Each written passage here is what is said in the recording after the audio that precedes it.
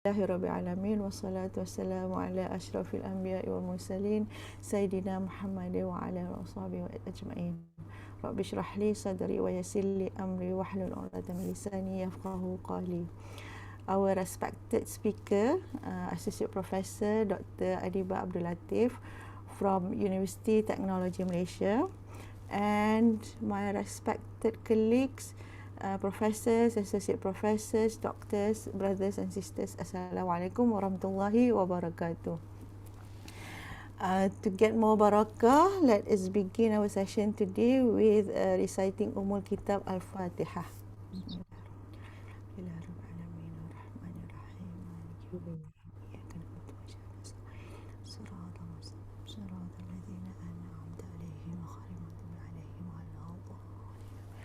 Alhamdulillah.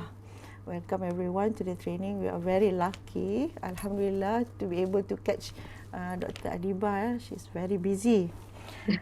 Everyone is busy. All lecturers are busy. Confirm. So let me welcome everyone first with my welcoming slide. So can you all see my slides? Boleh nampak Yes. Nampak tak? Okay, Alhamdulillah. So today's training is on promoting classroom participation and interaction through assessment.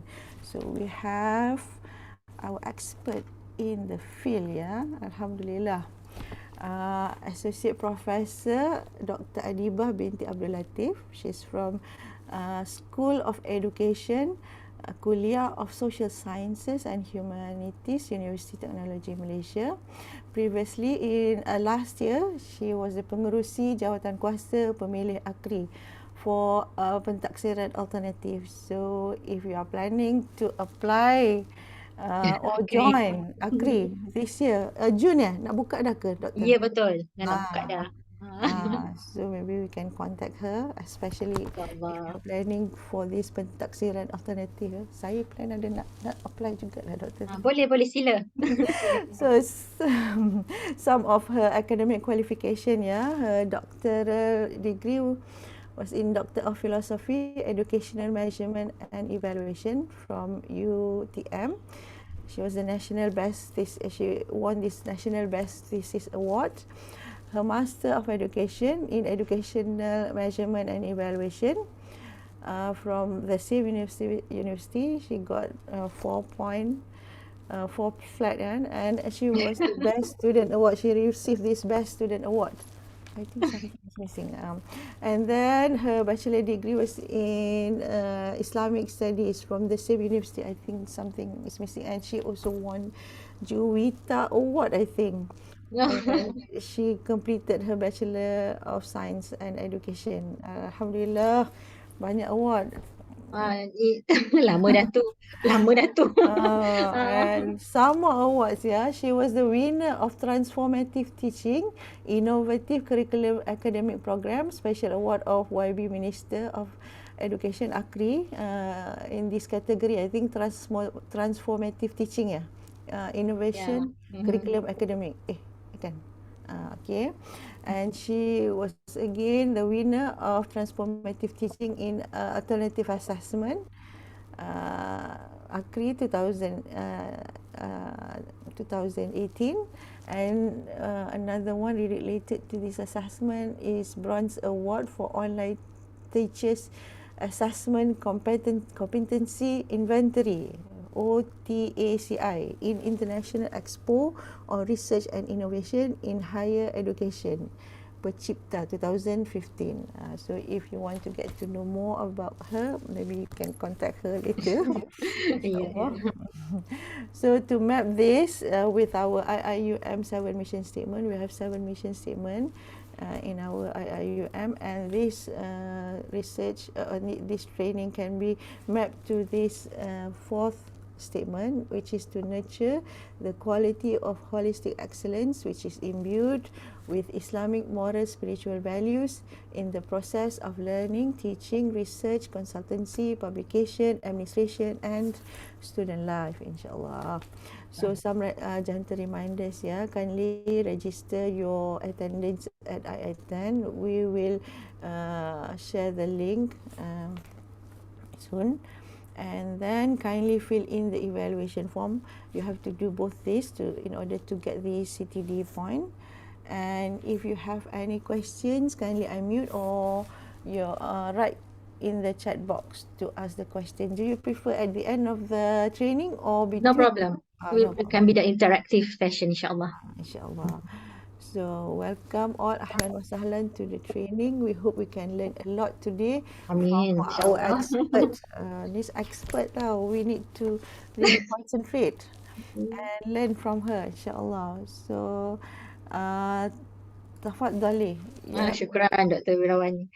Okay, Dr. Wirawani puji banyak sangat. CV tu sebab minta beri je, tak sangka pula semuanya disebut hari pagi ni. Tak semua tu, banyak lagi tu. Terus macam start sekejap nak bagi talk, okay? Okay, bismillahirrahmanirrahim. Assalamualaikum warahmatullahi wabarakatuh. And very good morning to all of the participants. And especially, I would like to express my gratitude to Dr. Wirawani Kamaruzaman as the maybe chairperson of this workshop, and also to all the lecturers here. Alhamdulillah, thank you very much for attending this workshop. As Dr. Wirawani Kamaruzaman said that hopefully you can benefit. I'm also like, you know, it's a challenge for me to give something again to make sure that all of you inshallah benefit from this session inshallah. So I can see that we also have an international staff here, Dr. Wirawani. So Dr.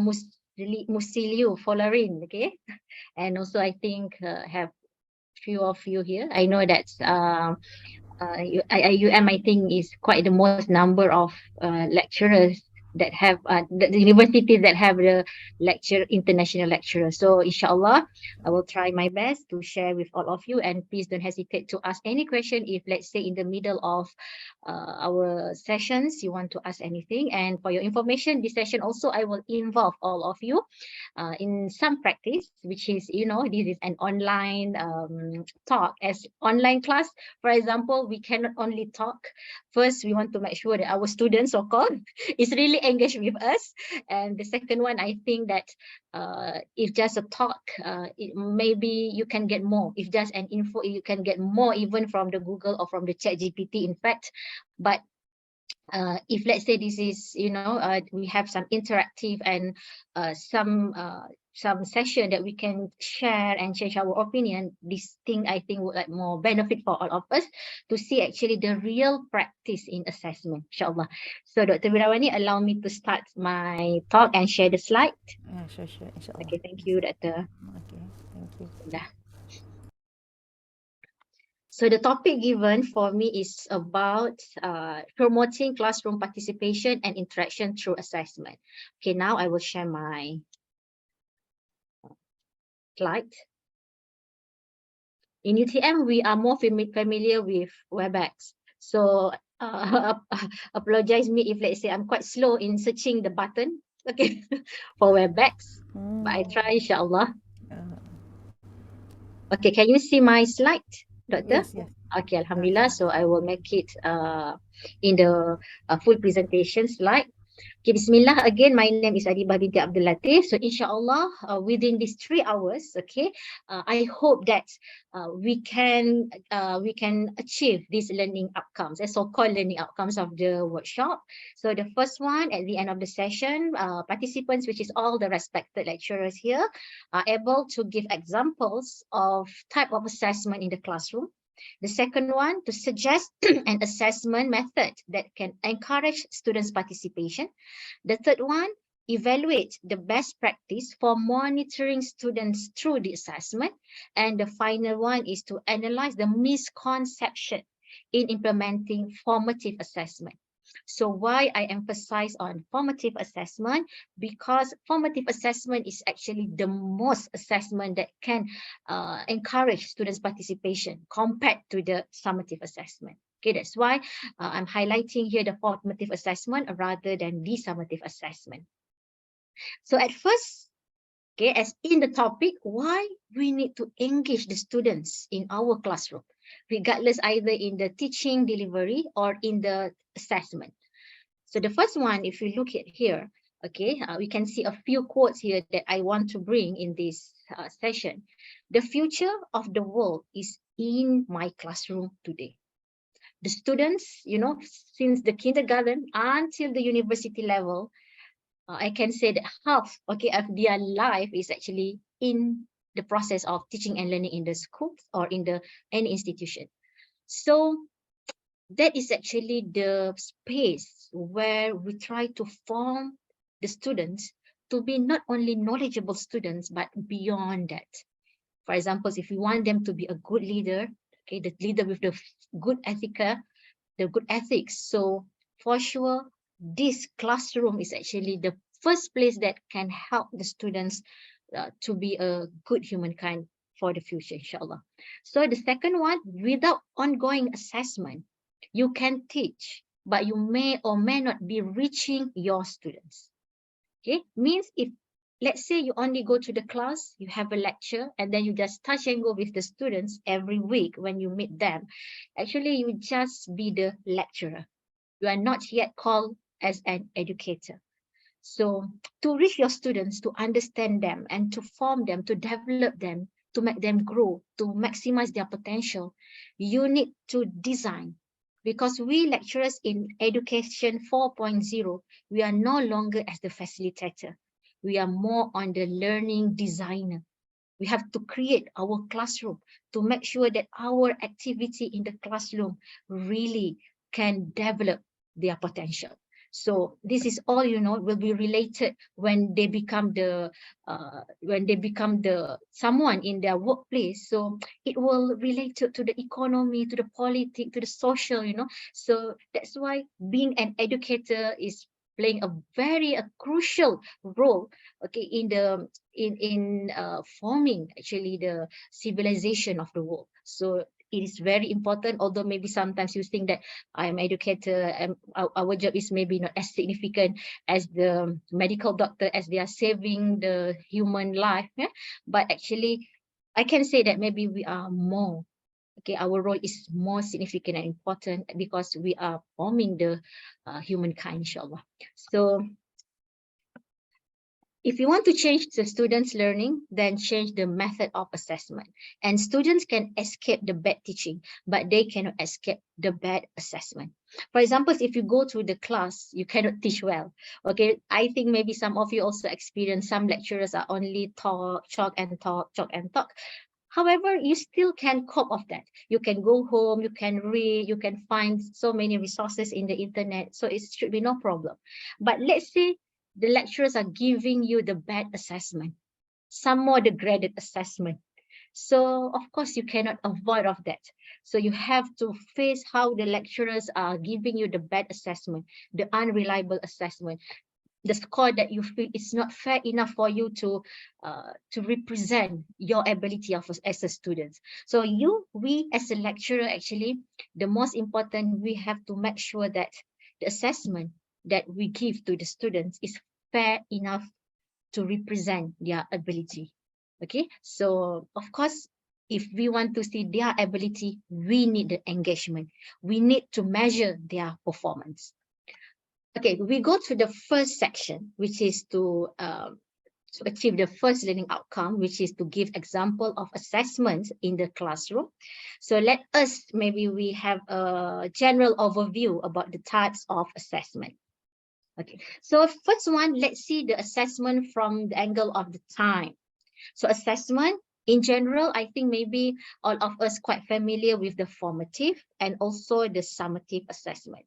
And these two assessment is actually the assessment that when you want to do the report for audit, these two assessments are the one that the MQA want to see how your program manage, okay, to implement the formative and summative assessment.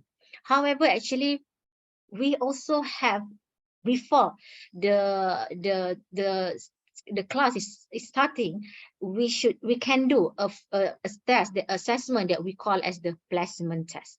So we have placement test, we have formative test, we have diagnostic test, and finally we have the summative test. So the placement test is actually the test that we do to cater or to measure students' pre-knowledge.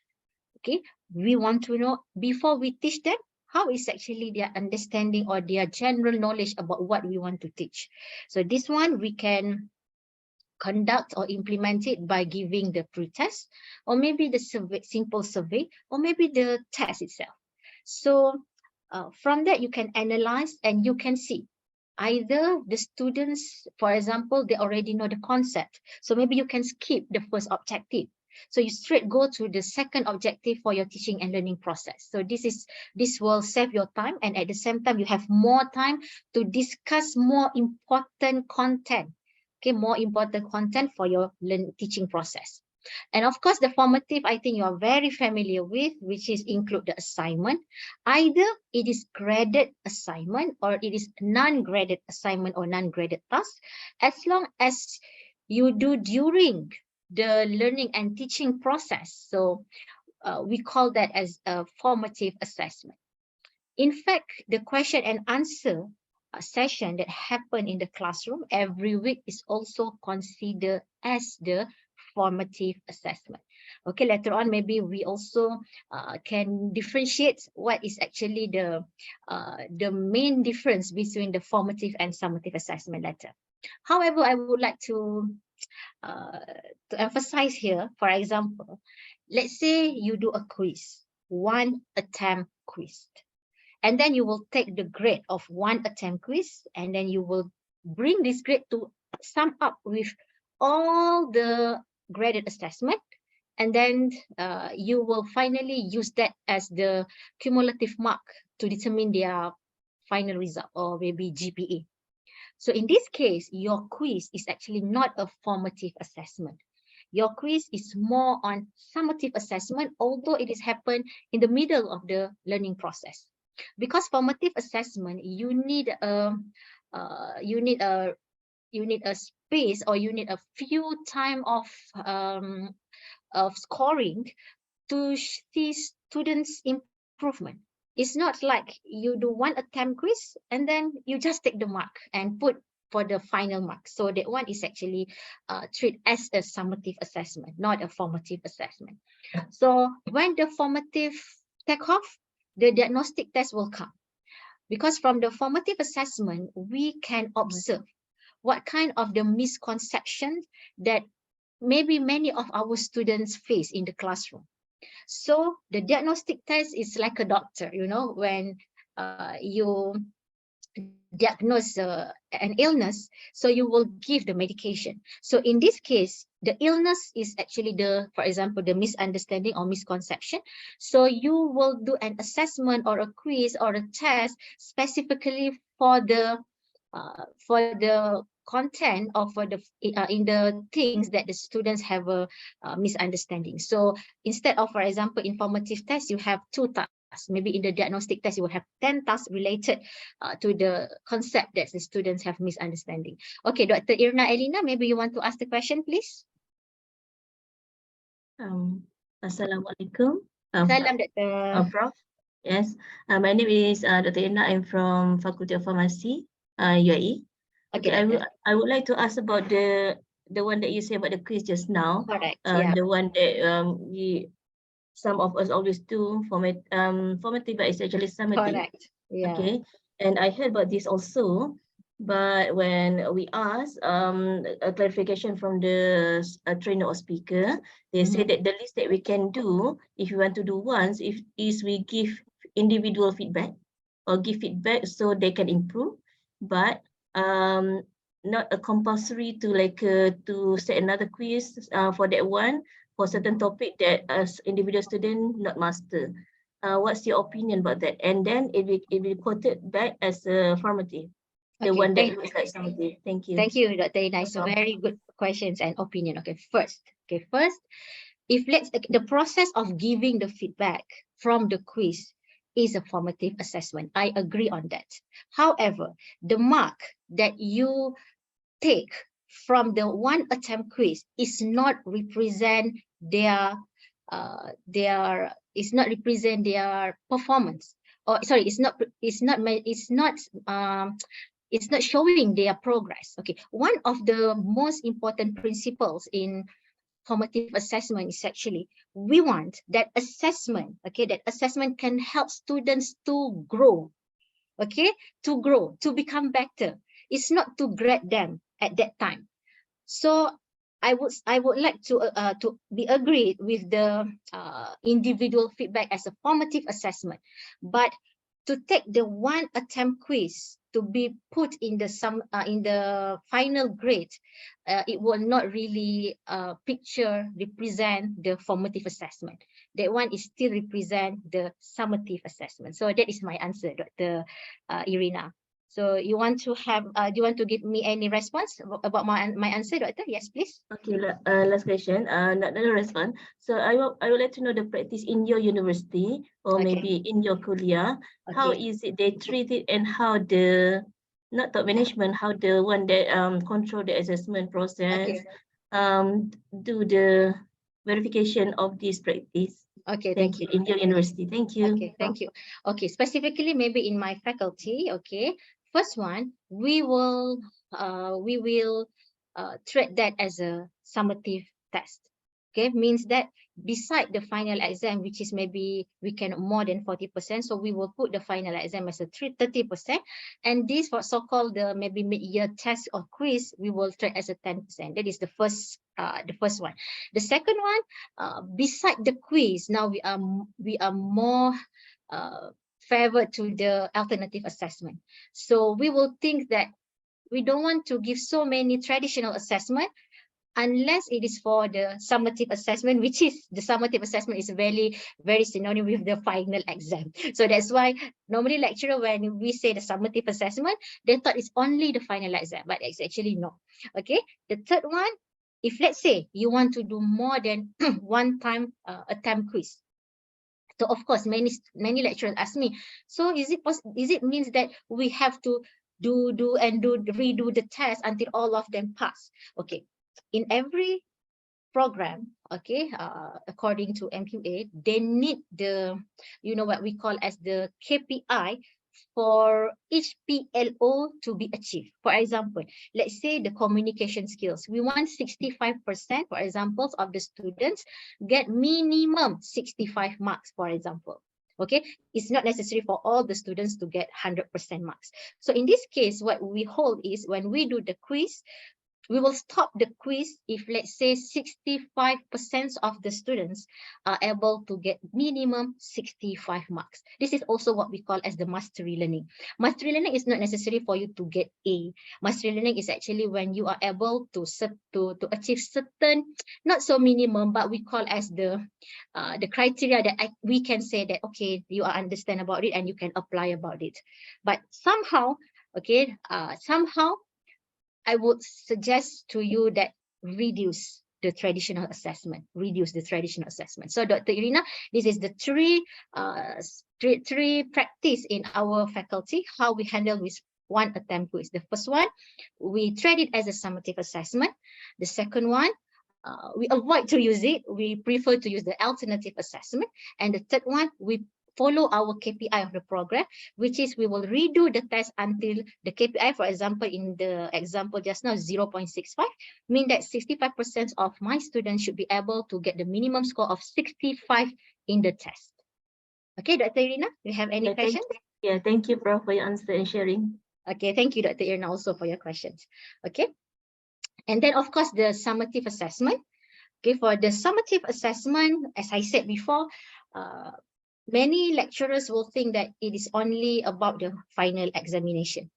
And when comes the era, or maybe the time where the COVID, okay, the MCO happened in our teaching and learning, then we realize that there are so many weaknesses, okay, in doing the traditional assessment, especially if, let's say, it's involved the technology.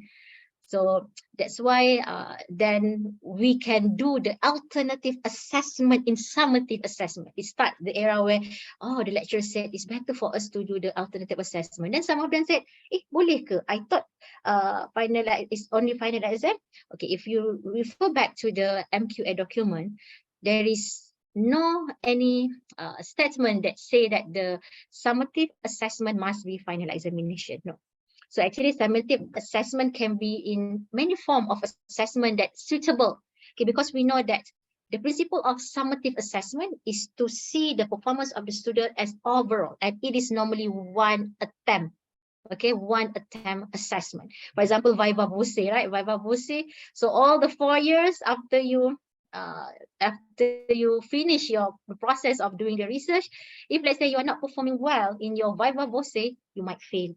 Although maybe you as a supervisor, you know that my student actually have a knowledge. She's good, but she cannot perform well in the Viva Voce. But it is a summative assessment.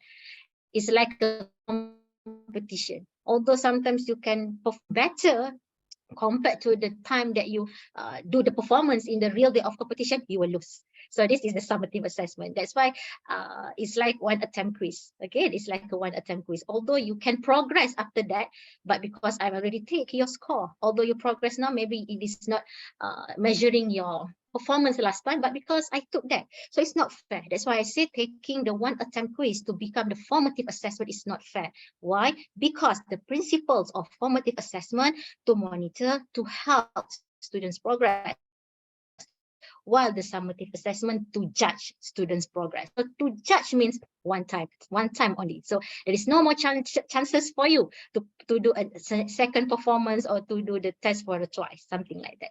Okay. Okay, so I go to the next slide. Okay, so this is about the type of assessment. Just now we look the assessment from the view of time, when it will be, when it should be happen. So now we look at the type of assessment as the function.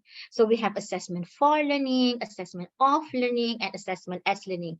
And I believe all of you are familiar with this terminology. And if you ask me which one of the type of assessment here is engaging more students' participation, the answer is for learning and as learning, not off learning, because off learning is actually more on the summative assessment, while assessment for learning and as learning is actually as a continuous or formative assessment, which is we can involve the student actively in the assessment. So assessment for learning, what is the difference between for learning and as learning?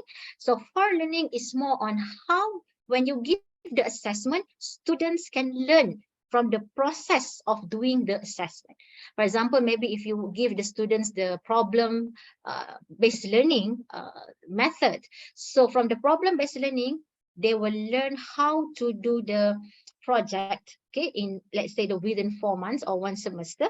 Okay, from the beginning of the project, which is maybe initiate the problem, to determine the problem, until doing the reporting. So they learn from the assessment. And the second one, assessment as learning, is actually more on self-regulated learning. For example, how the students manage their time, okay, to complete their study, for example.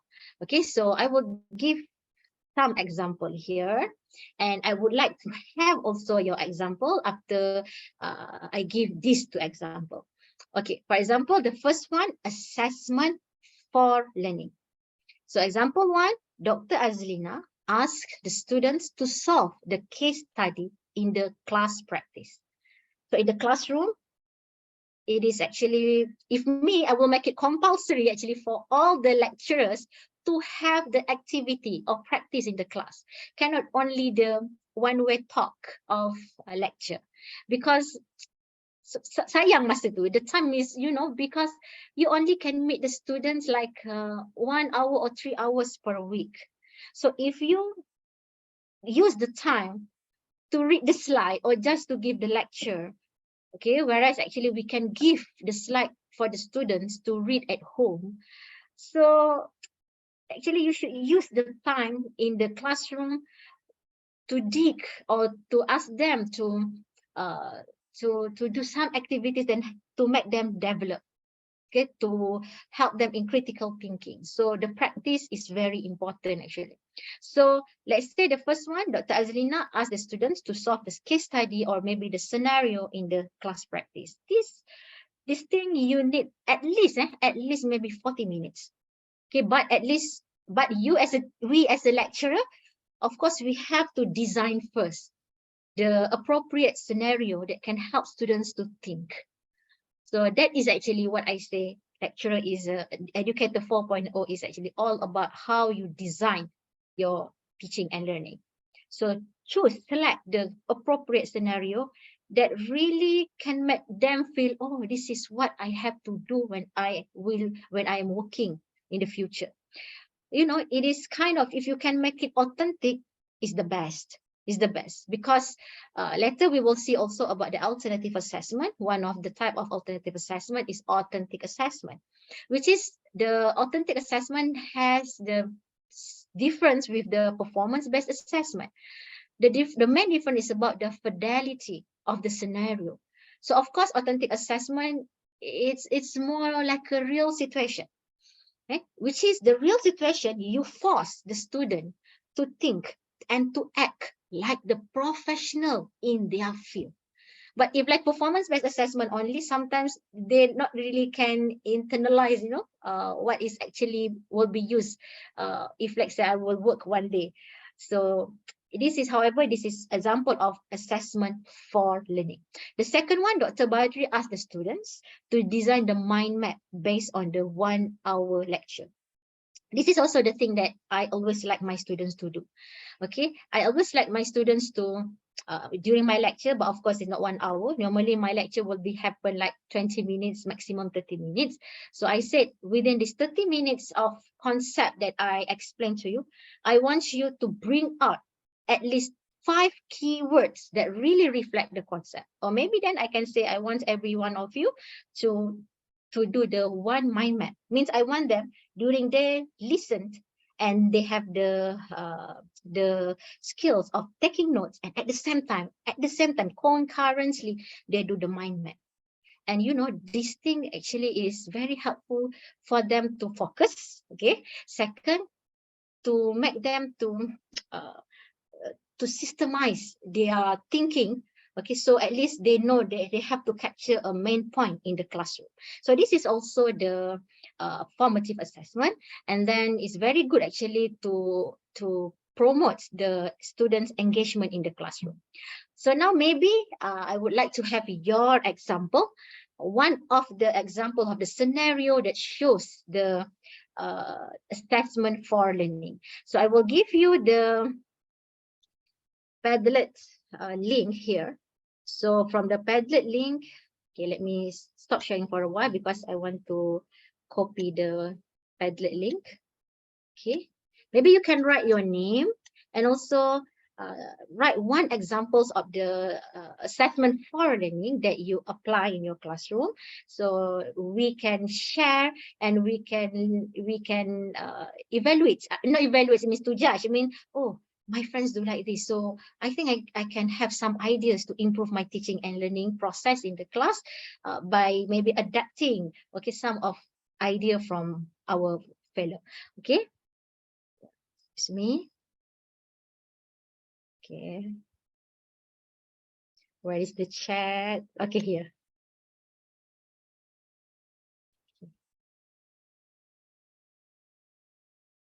Okay, I have shared with all of you my Padlet link.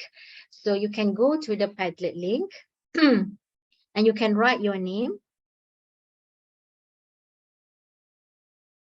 Okay, you can click the plus button at the edge of the bottom of the Padlet, and maybe can give me one example that the formative of assessment for learning that you always use in your classroom. Maybe I can give like 3 minutes. Thank you.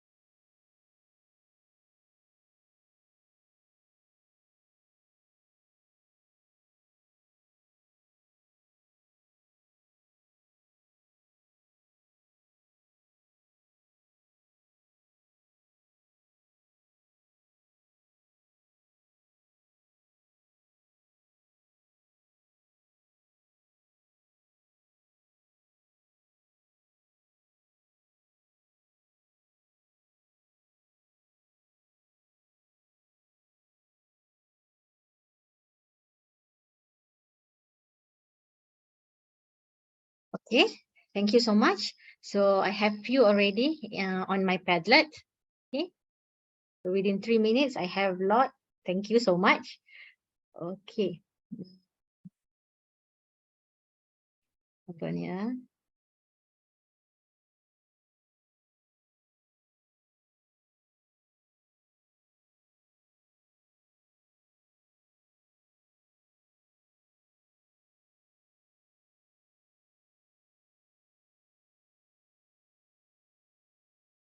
Okay, thank you. Maybe we try to look at few of this example first.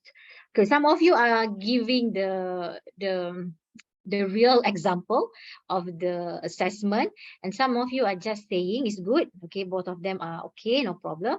So the first one, I ask students to summarize or tease out important. Okay, maybe I should talk first.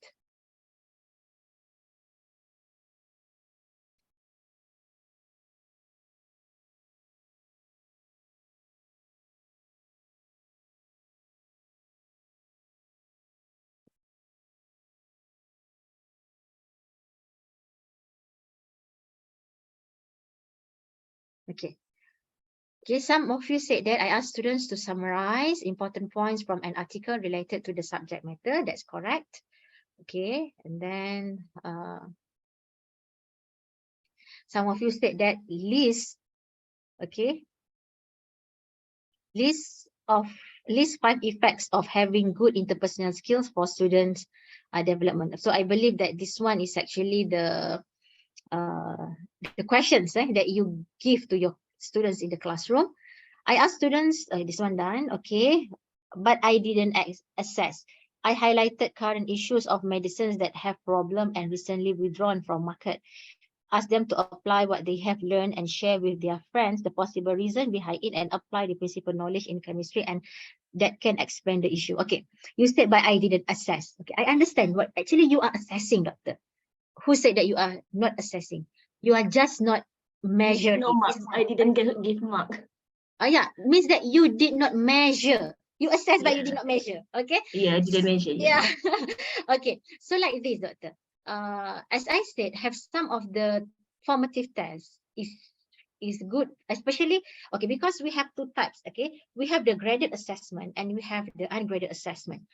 So for graded assessment, yeah, I would say that it's compulsory for you to measure, because you need that progress that to help you to give the final mark.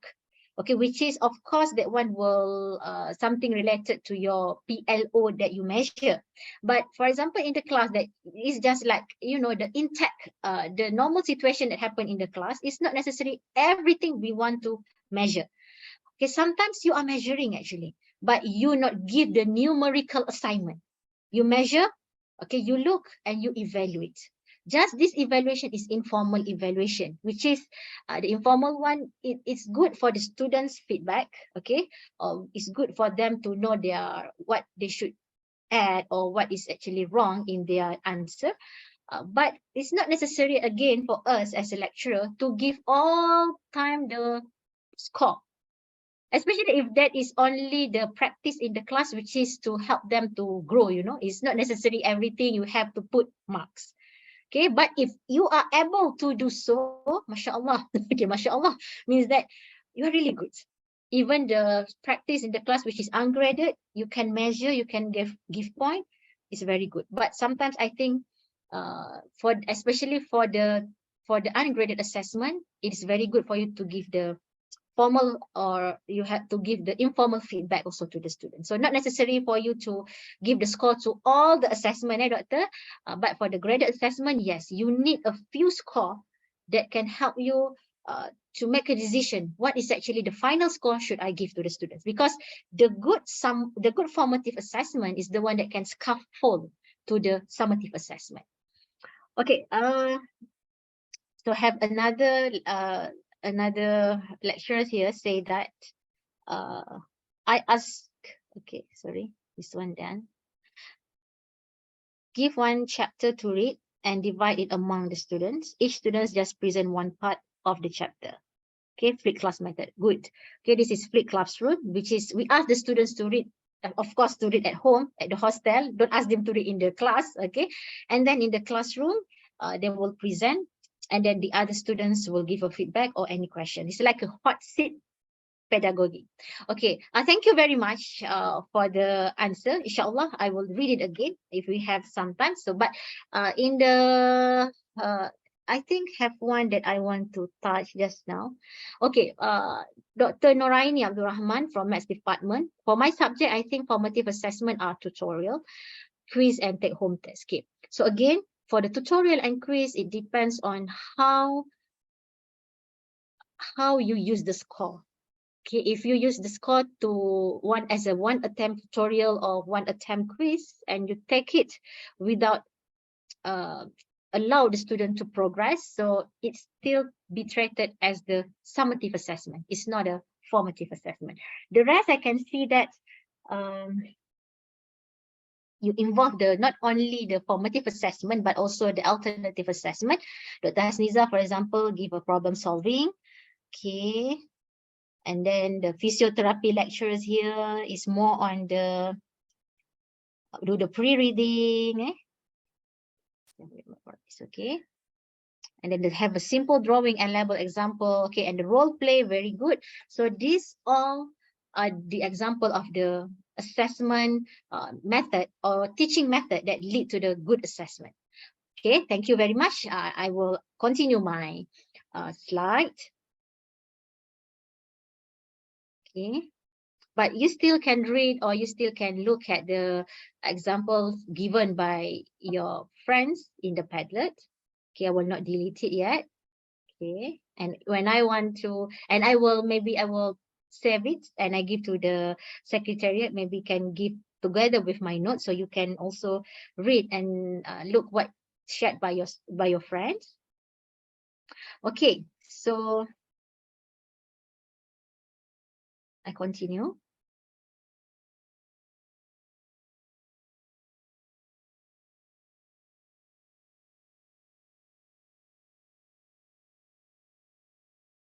Okay, just now is assessment for learning. Okay, now assessment of learning. So as I said, assessment of learning, the example number 1, Dr. Amri conduct the final exam for the fixed subject. Okay, the second one, the student is performing his or her viva voce.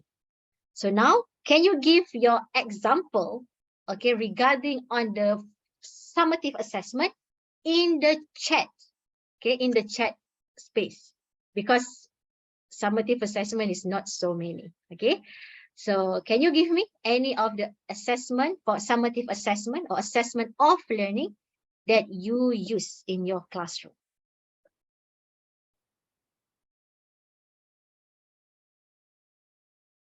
Quiz, midterm, good, that's correct. Okay, Dr. Nick, midterm, correct.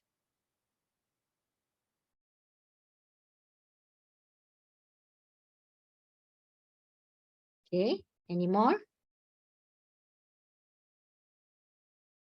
Okay. Short essay, long essay, MCQ in the final semester. Okay, good.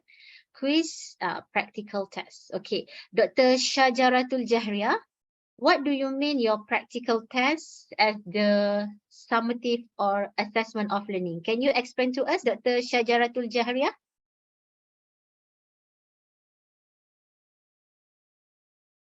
Dr. Shajaratul Jahriah, can you hear me?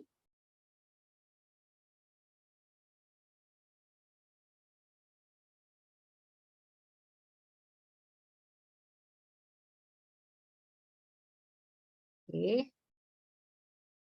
And then Dr. Nurul Ashikin Yusof, can you explain what is OSPE exam, Doctor? Assalamualaikum. Okay. OSPE exam is a type of practical exam that we test the student, just one-off test, usually in the final exam. Okay. We put the specimens, for example, because I'm teaching anatomy, so organs of the body, we put one table, one organ, and then we put a question next to it. So students have to identify what organ or specific area. Understand. So I think your answer is covered the answer from Dr. Shajaratul Jahriah and also Dr. Arfifa, which is your project or practical here is one-time assessment, right, Doctor? Yes, one Okay, time, then final exam. yeah, so it is called as the summative assessment. Very good. Thank you, Doctor. Okay, and then Dr. Muhammad Daniel asked me presentation. So presentation is actually the technique. So how you use the mark, okay, will lead either it is the formative or summative assessment. So you can use both. You can use the presentation during your formative assessment and you can use the presentation for your summative assessment. Okay, for example, if you are using the Viva Voce is a kind of presentation, and other is actually, for example, I did one service learning project, and at the end of the project, they have to do the presentation to express their reflection. And I will take the mark from the presentation or from the reflection, which is at the end, only at the week 15. So of course, that one cannot be a formative assessment. That one is summative assessment because it's already at the end of the semester. Students do the presentation, and then of course you cannot, you cannot help much after that regarding their teaching and learning, regarding their learning process, because it's almost week 15. Okay, so it depends, Dr. Muhammad Daniel. It depends on how you use the presentation. Okay, right. Short film, same, Dr. Siti Mariam, it's same. You see now? So actually it's more on how you do the alternative assessment. Short film, if let's say it's a one-off and you didn't, you didn't give an opportunity for students to improve, okay, especially if you did it at the end of the semester. So normally it have a tendency to be the summative rather than the formative assessment. So the take-home quiz, same, is if it is only one attempt quiz, it will be the summative assessment. Okay, the MCQ and structured short answer, if it happened during the midterm or final exam, so it is a summative assessment. Okay, all right. Okay, thank you. All right, so the last one is the assessment of learning. So for assessment of, assessment as learning, sorry. So the assessment as learning is actually more on how the students use the assessment to manage their time or to complete the task. For example, the first example, Atika has to manage her time to complete her study in PhD.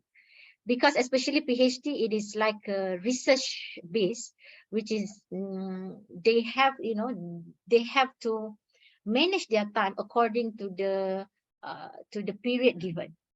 And they have to make sure they have to put the schedule, okay, when I have to take the core subject, the compulsory subject, and for the rest of only the research process. So how long should I do the chapter 1, chapter 2, 3, 4, 5? It's all about how you suggest the timeline to your supervisor.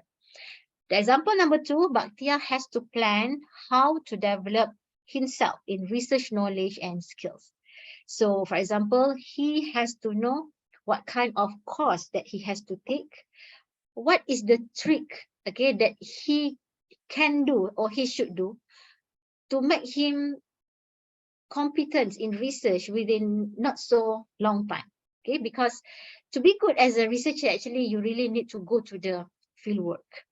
Okay, especially I believe that all of you are very familiar with the grants. Okay, we are given so many grants within, maybe have some of you 3 months, 6 months, 2 years, 3 years.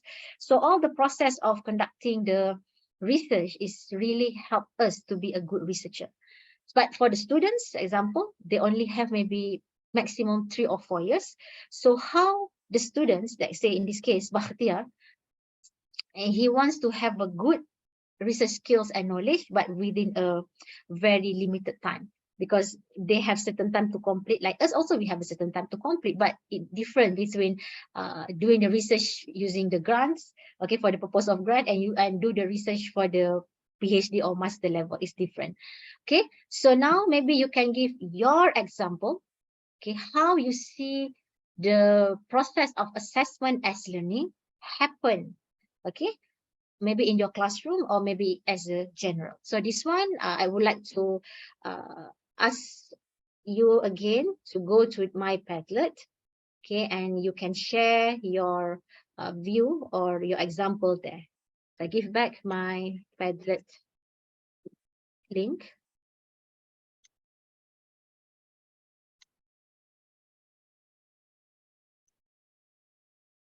Okay, maybe in 1 or 2 minutes. It's very sudden I pop-up idea. Okay.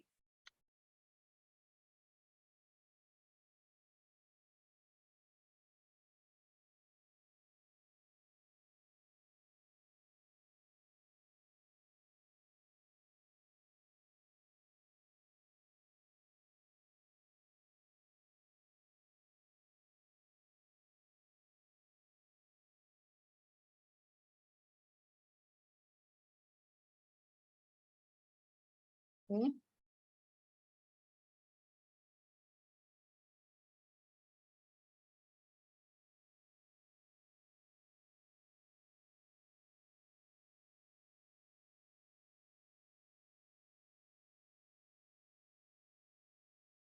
Yeah, maybe you can put it as assessment as learning, so it's easy for us to differentiate with other assessment for learning on top of the Padlet.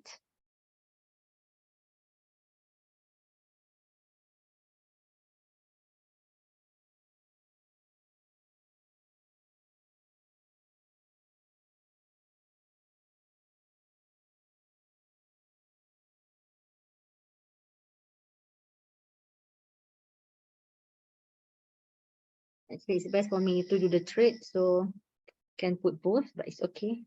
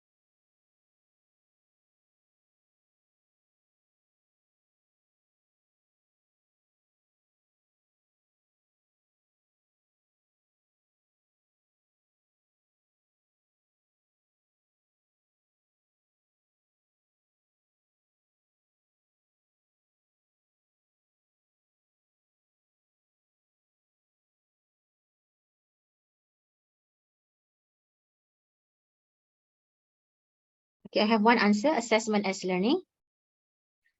Mind map, based on choice of chapter, mind map, 2 pages maximum, 6 high-level questions, Islamization, deadline, submission of draft mind map and solution 2 weeks after each chapter lecture.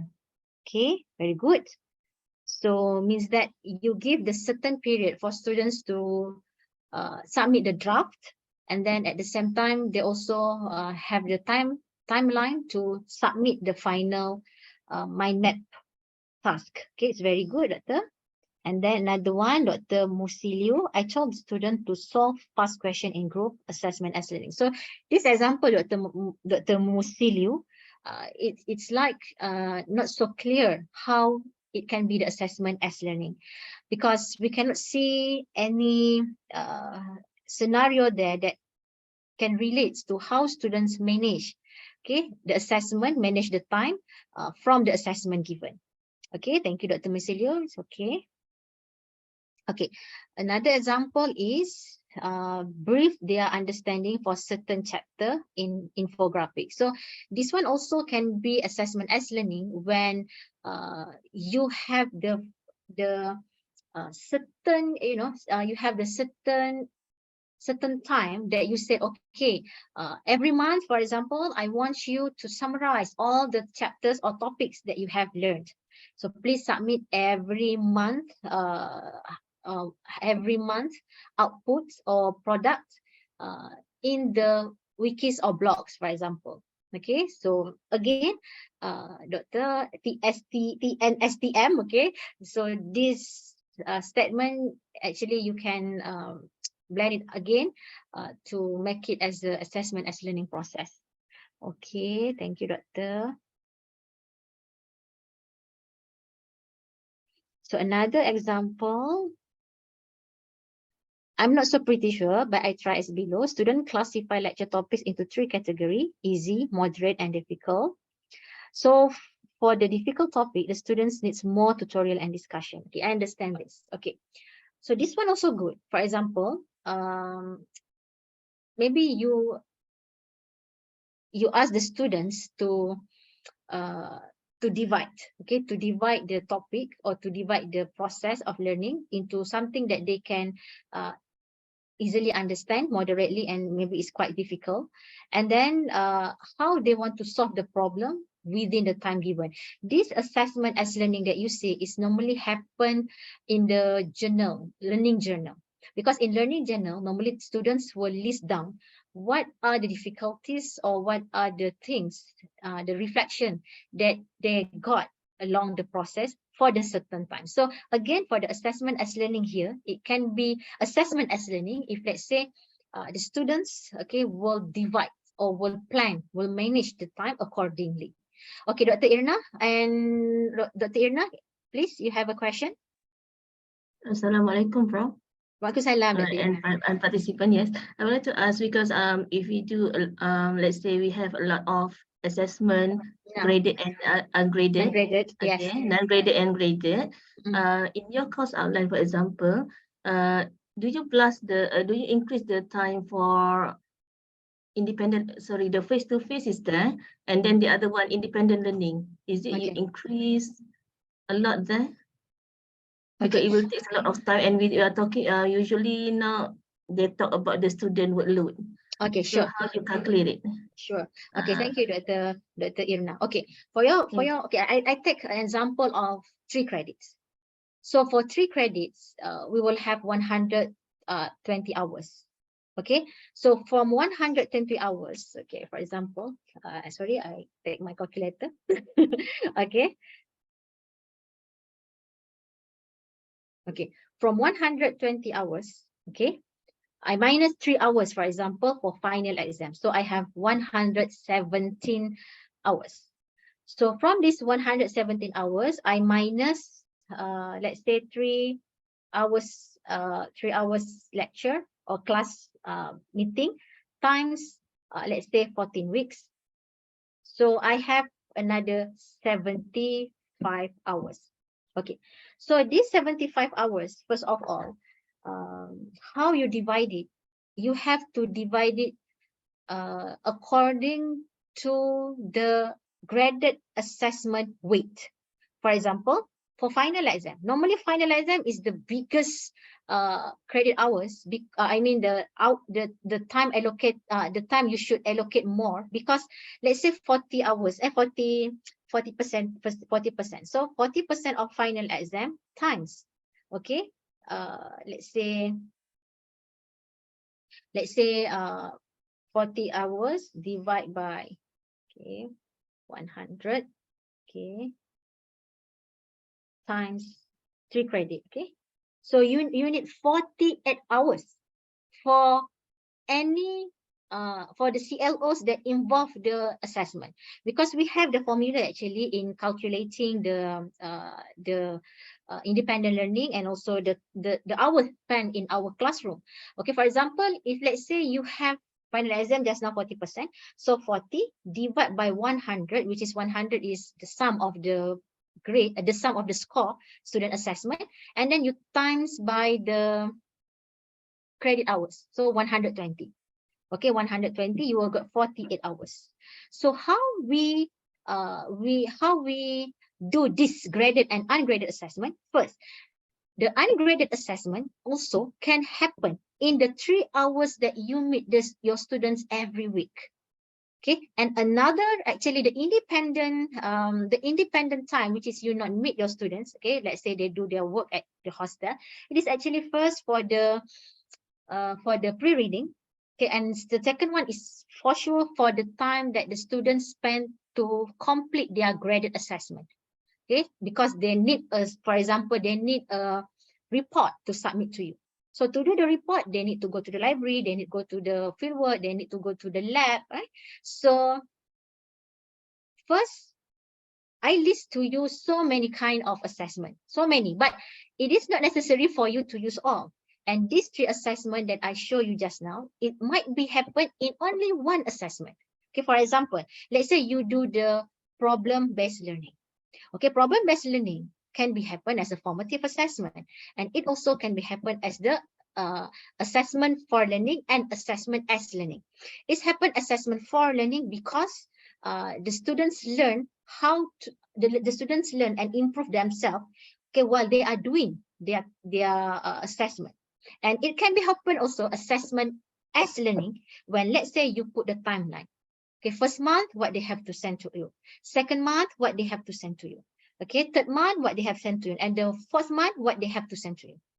So you see, only one problem-based learning, okay, which is, example, the problem-based learning, let's say the mark is 30. So 30 divided by 100, okay, times 100 hours. So you need 36 hours. So these 36 hours to do the problem-based learning, okay, so you divide it, maybe from the 36 hours, first the students have to report to you every month. So from 36, you divide by 1 hour, so it's 4 hours. So it left 32 hours. So this 32 hours is actually including the independent time that they have to use in they are at home or at hostel, or they have to go to the fieldwork. So doctor, again, the SLT is actually another thing that we have to consider, of course, when we are selecting the assessment. So make sure, if let's say your graded assessment is only 10 marks, okay, 10 marks means that the efforts or the time that given to the student, okay, 10 divided by, okay, it's only supposed to be 12 hours. To complete the task should be not more than 12 hours for 10%. I agree with you. I'm very much agree with you, because MQA always say that, students say that the lecturers sometimes ask them to do the service learning. They went to the kampong for 2 days, they sleep there, the program, and then they have to do the report, they have to do that, and that finally is only 10 marks, which is, it takes the students' time more. Okay, one day is 24 hours, right? So if let's say 3 days, so 24 times 3, 72 hours. 72 hours is not for 10 marks. Okay, it's not for 10 marks. Okay, it is for more than 40% of the weight of assessment. And so, doctor, this is how actually as a lecturer, you divide, you select the assessment first from the weight of your assessment. And for the ungraded assessment, you just put it as a practice in your 3 hours classroom meeting. So that is actually how you blend the graded and ungraded assessment without, okay, the burden among your students. Okay. Okay, doctor. I think I have another one lecturers, but I don't know how to detect. Okay, siapa yang kat tangan seorang lagi ni? Okay, Dr. Musilio. Doctor. Yeah, Dr. Musilio following Farayola. Okay, doctor, please, doctor. Okay. Yeah, hello. Yes, please, can you hear me now? Yes, Dr. Musilio, I can hear you. Yes, actually, I gave an example. Okay, good. That assessment as learning. Yes. And I said that I asked them to solve past questions. So, yeah, okay. Yes, actually, yes. What I did was that in order to prepare them for the exam, then if I ask them to go and practice past questions, because I teach mathematics, and yes. I know that if they don't practice, if I just ask them, okay, go and solve past questions, a lot of them will not do it. Okay. Then some of them are okay, while some are a little bit weak. No. So, and I'll ask them to form groups. Good. So that those ones that are okay will be able to assist the other ones. So yes, that was then. And I said, okay, now if they solve the past questions, at least they will be able to do very well in the examinations. And if they are working in groups, then it will be easier for them. Whereby those ones who are not okay will be able to blend with those ones that are okay. Yes, that was why I said assessment as learning. Then I now say, okay, I'm going to grade you. Because if I don't inform them that I will grade them, many of them will not do anything. So yes, but that was why I made it as assessments. And also then they will learn to solve the past questions. and they'll be able to assist one another. And I told them that assistance can only be done before the exam, not during the exam. Okay. Understand. Yes, but that was what I meant by asking them to solve past questions. Okay, understand. Okay, thank you, Dr. Musilio. Okay, the things that you do is good. That one can be considered as formative assessment because you ask the students to answer the past questions. From the past questions, they will analyze the pattern of the questions, and then they will discuss. If let's say they cannot answer, then you divide them according to the marks about the students with high achievers, moderate and low achievers, and you will form the group each other. That one is very good. That one is considered as a assessment for learning. But if let's say by having that, you put a certain criteria. For example, you have to discuss with you have to do kind of mentor-mentee between the high achievers and low achievers just now, and you have to find your time. You have to manage your time. So then the assessment as learning will be happened. And to respond a bit about the graded assessment that you said just now, for me, as long as the assessment you do, okay, you want to give the grade, because just now you said if you didn't give the grade, the students will not do anything. Yeah, I know that is actually the philosophical, in assessment, people will react more on something that they will be assessed, that's true. However, you have to make sure that the things that you assess is aligned with the PLO that you want to measure. So in this case, if let's say you are doing the past year questions, the PLO that can be included here is, for example, maybe cognitive, or the PLO1, which is knowledge, or PLO2, which is cognitive. And if let's say you want to measure about the team working, okay, can. Communication skills also can, PLO4. So can, no problem to grade as long as it is aligned with the PLO given to your course to be assessed. So no problem. Okay. Okay, I've seen that many of the lecturers also give me an example of assessment as learning. Thank you. Okay, maybe later we can see and read together. Okay, now let me continue with our second section. Okay. Okay. So for the second section, okay, because just now we have done with our first section, which is, if you realize, the first learning outcomes is to give example of assessment in the classroom. So this is the way how we said that the constructive alignment means that this is your learning outcome, and you have to make sure that the practice in the class must be aligned with what you want to give. So the first one, I want for example, my students to give example of assessment in the classroom. Now, I would like you to suggest an assessment method that encourages students' participation. So we go to the second section. Okay. Now I am sharing with you my slide.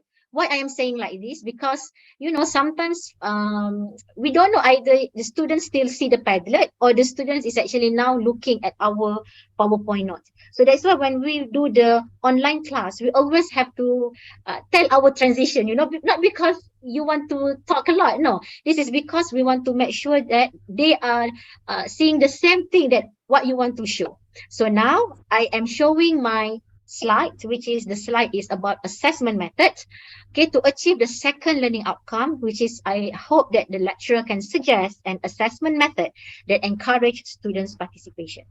Okay. Next. Okay, this is assessment as Doctor, yeah.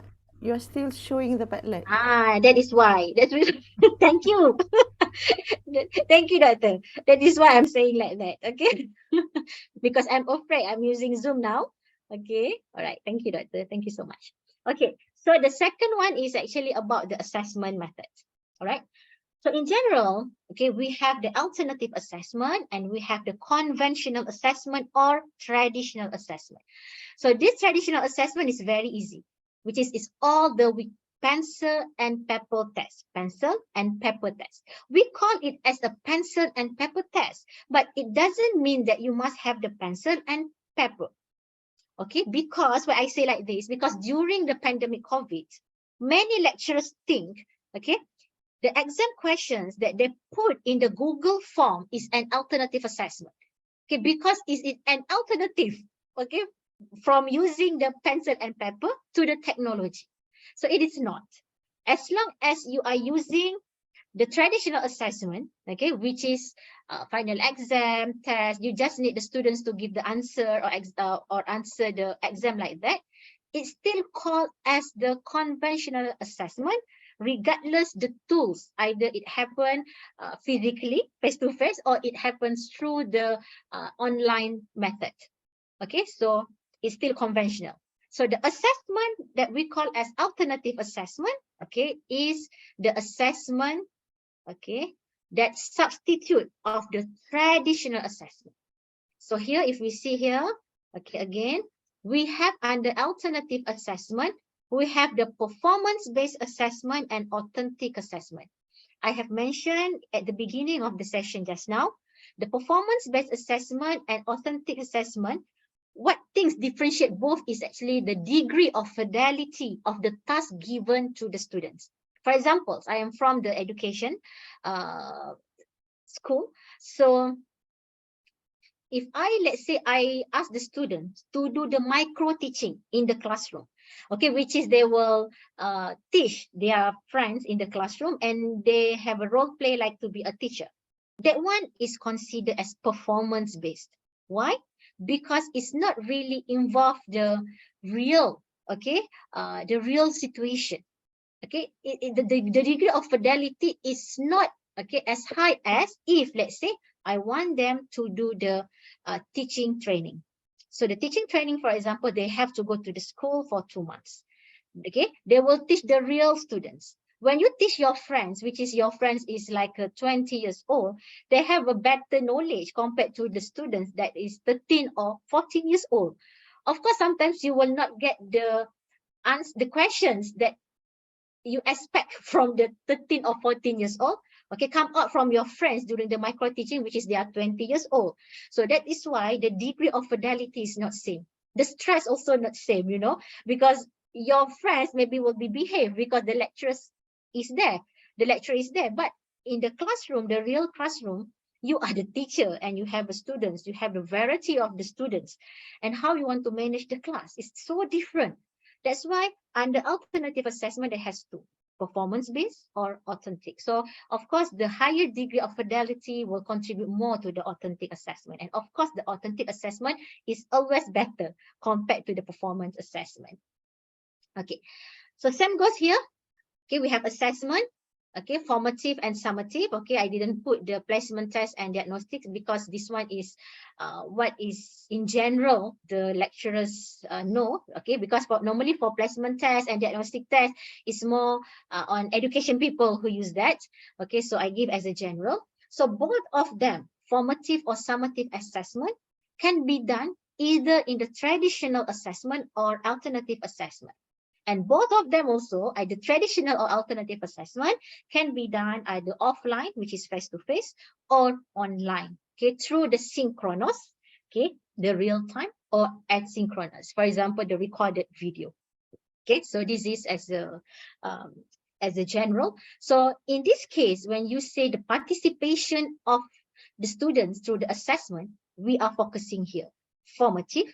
Either it's happened traditionally or alternatively, either it's happened face-to-face or it's happened online. Okay, so we focus on this. Okay, now, encouraging interaction through the alternative assessment. Okay, I have shown you this slide just now. So, alternative assessment are used to determine what students can and cannot do. So they have to perform, okay, in contrast to what they know or do not know. If they know or do not know, we can rely on the pencil and paper test. But we want beyond that. We want to know either the students can do or cannot do. Okay, so it's a fa'al. Okay, okay. Now we can see here. Okay, this shows engagement. This shows engagement because do and not do, performance. Okay. And we can see these are the characteristics of alternative assessment. And if we see the first basic alternative assessment principle is it must involve students' performance. Okay, involve higher level of thinking, meaningful instructional tasks, real world application, and alternative assessment only can be evaluate by human judgment in scoring.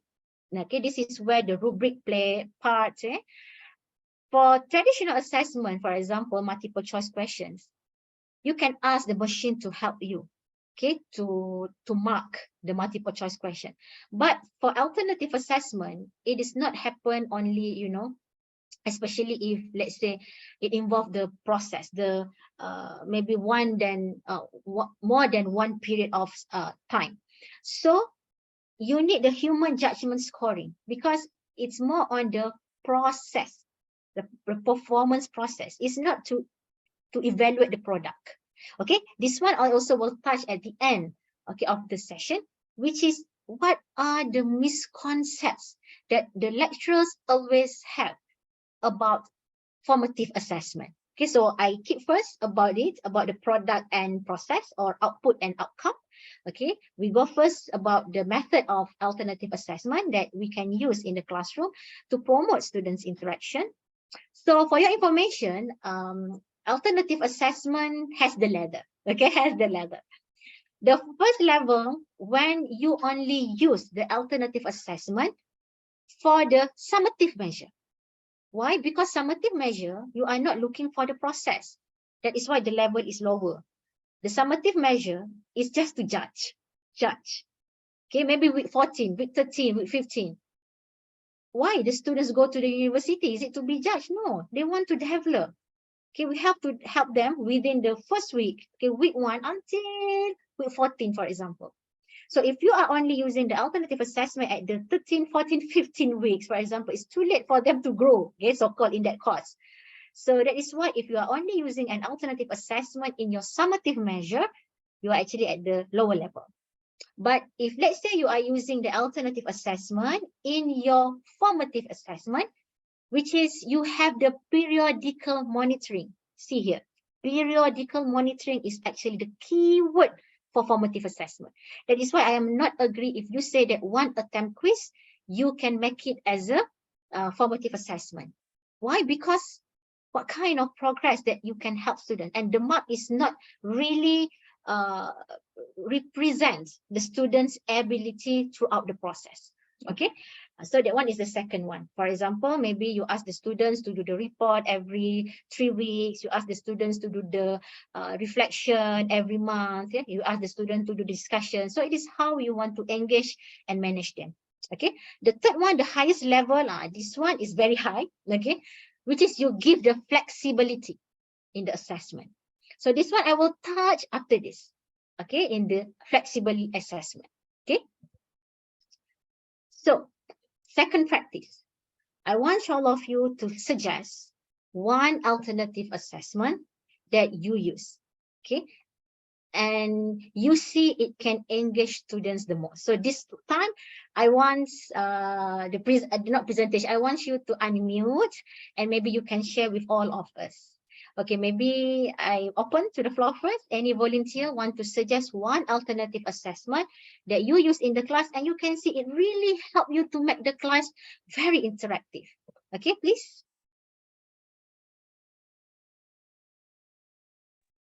Assalamualaikum warahmatullahi. Salam, Dr. Waalaikumsalam. I use Dr. Suhaimi, apa khabar? site visit, doctor. Yeah. Site visit to the gallery. We have here a gallery of the university that showcase the university development from the beginning. Doktor daripada ni Alam Bina ya? No, I'm from economics and management. Oh, economics. Okay. Then I'm teaching management. Alright. I want them to understand leadership theories. Okay, good. Practice. So I give example of IOM, and then I give them one particular class. I don't have the class, but I say this we call class activity, but not in the class. Good. And then go to the gallery of IOM, and they were fascinated. No, they because they have to see the artifact, the photo gallery, and then they say 1 hour, like 1 hour 20 minutes, like for them like too short to understand everything. And then I ask them to put whatever they observe into the Padlet, like you did, the Padlet. Yeah, okay. And I can see, the feedback they gave a lot than expected from what they understood leadership. That's my experience, Doctor. Okay, very good, Dr. Suhaimi. Dr. Suhaimi is very correct. I also have one feedback from students, okay? A bit it hurts me, but a bit is good. When I asked them to go to the fieldwork, you know what the student said? Doctor, the one day I went to the fieldwork, it seems like the 14 weeks, 14 weeks of your lecture. Means that one day is like all the knowledge in 14 weeks they can get in one day. So somehow it hurts, but somehow it's very good. It shows that, it's really authentic, Dr. Suhaimi, and it makes the student can think out of the, it's kind of not out of the box. I mean that sometimes when they read a book, they are very structured with the book. But when they go to the fieldwork, the site trip, just now, as you said, it is borderless. Okay, what is actually happened at that moment, they can relate it with your subject. So it's very good, Dr. Suhaimi. Thank you very much for your sharing. Okay, I also like to recommend all of us, if let's say you can do the site visit to the workplace that related to your student, it is very good. Okay, thank you, Dr. Suhaimi. Maybe I can have another 2 examples from the lecturers here. Assalamualaikum. Waalaikumsalam, Dr. Nur Kamaria. Yes, from KENMS as well. Okay, Masya Allah. Economy also, right? Okay. So I like to use movies. Oh, so they watch the movies in the class or at home?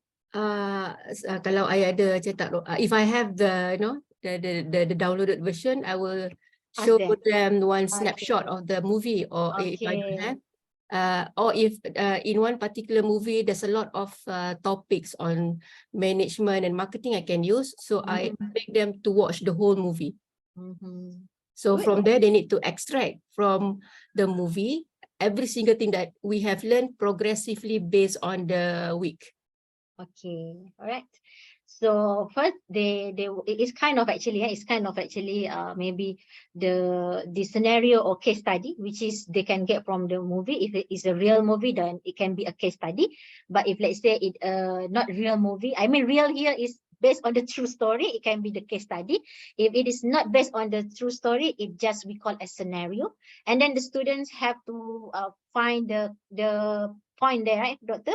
Kamaria, related to what they study. They have to develop their own insight. Yeah. So normally you can see that they like to watch the movie more, or they really do the work. You understand what I said? Of course, I first of all need to master the movie, so I know what they will be getting from there. Okay. Because so, control environment. Yeah, correct. Because what happened now, many research show now, okay, sorry, speak tongue. When the students use the technology, sometimes they are engaged, but they are empty. They love the game, for example, but they just play. They didn't get what is actually you want them to learn from the game. So what is your experience, Doctor? Do you think that they only enjoy the film, or they are actually get more than that, which is what you expect? It depends to the level of the student. Yeah, correct. If the level of the student is like final year and master level, so they get more than what I am actually able to cipher from the movie. Kalau low level tu, I kena guide lah. Correct, that's good. Means that from the report, how you ask them to do the report, Doctor? Presentation in class. Presentation. Okay, good. So from the presentation, Doctor, you can detect actually the level of the students, and you will guide them for sure, right, Doctor? Okay. Yes. Okay. Thank you very much, Doctor. So maybe another one lecturer that can share with us. Dr. Siti Aisyah said that I did sample method where we point out their mistake, okay, and show them the proper way. This is for presentation submission. Okay, Dr. Siti Aisyah, are you there? Dr. Siti Aisyah, are you here? Yes, I'm here. Okay, Dr. Siti Aisyah, okay, where we point out their mistake, who is we here? It's me. Sometimes we have 2 judges because I'm from ICOL. So we will be conducting a like a submission for court. So we usually have 3 judges to sit as a judge.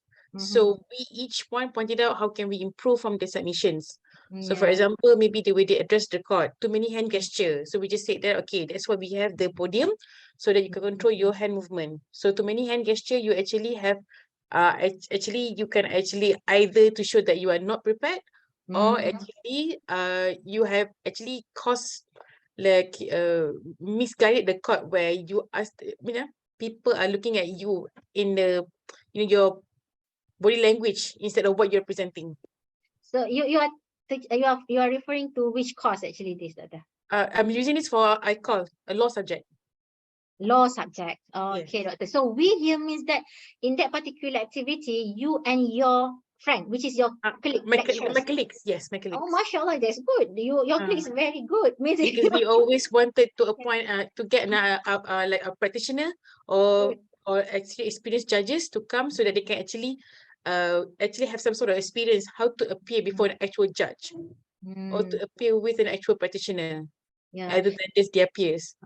So this one is actually, the Hempel method is actually also, we can say, as a role play, because the students will play the role as a lawyer, right? Yes. Okay, as a lawyer. Which planet you come from, Doctor? Which one? Planet. Oh, sorry. I forgot to change the backdrop. It's okay. It's okay. It's just, to break the sorry. normal. That one is normal. When with students, I will play around with that. Just, to make a humor in the classroom. No problem. Okay, you are beautiful. Alhamdulillah. No, yeah, you are. Sorry. I'm still in icon. No problem. Okay. It's okay, Doctor. Okay, thank you, Doctor. Thank you very much. Okay. So in Dr. Aisha's situation, it's very good because, you can have the collaborative teaching. Okay. So you and your friends or another lecturer will sit together and both of you as a lecturer will give the feedback to the students. Okay. So this is very good because this is kind of team teaching and both of you will give the kind of, you stay here is to point out their mistake. Okay. I believe that rather than mistake also, you will show them some of the strength. Okay, the role play that they show, which kind of strength and which kind of their mistake. I also sometimes in the classroom, I always say to my students, okay, you present, I will point out your mistake only. Okay, the good one I don't want to say. The good one later I will say to you. Sometimes just to be like, I don't want you to be in the comfort zone. But sometimes I will say, okay, I will praise you a bit. Okay, but sometimes I just like to, okay, it's okay. Today is actually the provocation time, so you have to be very tough. Okay, to accept all my word today. Just just to make the class because the lecture, the students already know who you are. You are not kind of lecturers that always want to criticize, always want to say a bad thing. No, but somehow when alternate you be a very strict, you be humor. It's good in the classroom actually. It's kind of also the engagement with the students. Okay, thank you. So now I'm going to share again my slide. Okay. Okay, we already achieved the second objective, which is to suggest one alternative assessment. So beside of that, I also give you here some of the examples of alternative assessment that can help to encourage the students' interaction.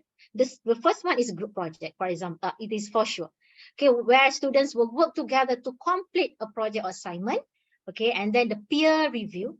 Students assess each other work. Socratic seminars. Okay, students lead a discussion or debate on a particular topic. Okay, the fourth one, the problem-based learning or problem solving, no problem. So students will work together to solve the real world problem. Okay. Case study, I think number 4 and number 5, many of us use in the classroom. So the case study, so they will analyze the case, okay. The role play, okay, such as what Dr. Aisha did just now. Fishball discussion, okay, it's like you have two groups, some group in the inner of the circle and the other is outer the circle. So the outer of the circles, they will observe and give feedback. And then if you have some more time, you can switch, right? And then debates. Okay, I have done debates, and I like it because it's just debate in the daily life is not so good, okay, but debate in the classroom just to see how they can stick with their opinion is very good, okay. And then the wikis or blogs, okay, students collaborate on a shared blog or wiki, all right. And then the e-portfolio, okay, where the students will create digital portfolios, okay, to showcase their work. Then they will get the review from the lecturers and also from the other friends. The concept mapping, this one is quite simple, but it depends on how you handle it. Maybe you can handle it every time. Like my case, I will do it in every of my lecture, 30-minute lecture, as I said just now.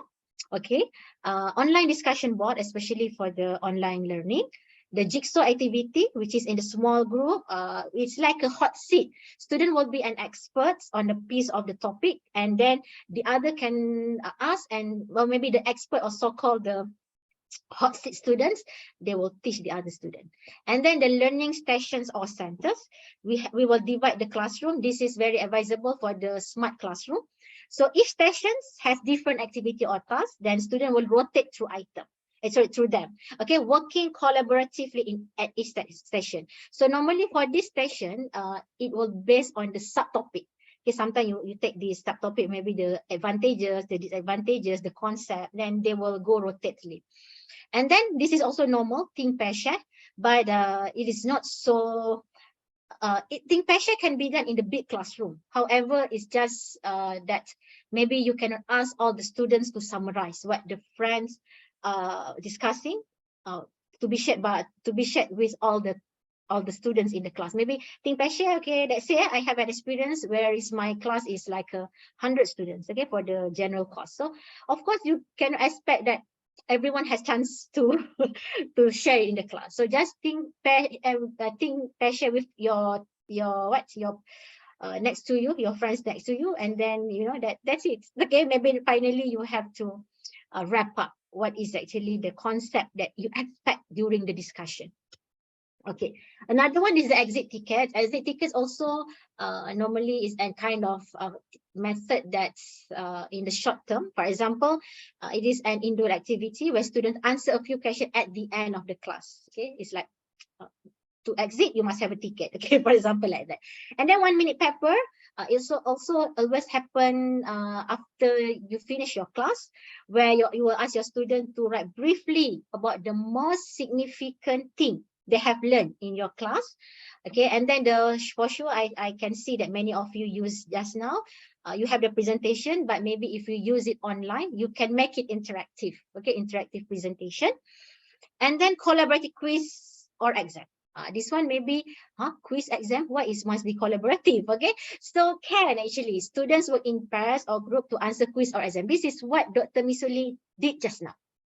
Okay, where but in your case, on Dr. Misuli case, is not answering. It's like it's not to sit to answer the quiz or exam, but it's more on to yeah, you answer, but at the same time you analyze the answer together with your friend. Okay, the 19 one is actually the one that Dr. Musli used just now. And finally, the gallery walk. Okay, it's same like round robin ke, some of them say rally robin. So rally robin ke, round robins ke, it kind of the siblings of gallery walks, where the students will display the project or the task in the classroom. Maybe they can paste on the wall, and then all of them will go round and round, okay, to review, to give some remarks on the task or the product given by the students. Okay, now I want to show you, okay, just now I said to you about the flexible assessment, right? So previously, in the encouraging interaction through the alternative assessment, okay, if you realize the highest ladder, okay, the highest level when you use an alternative assessment in a flexible standard.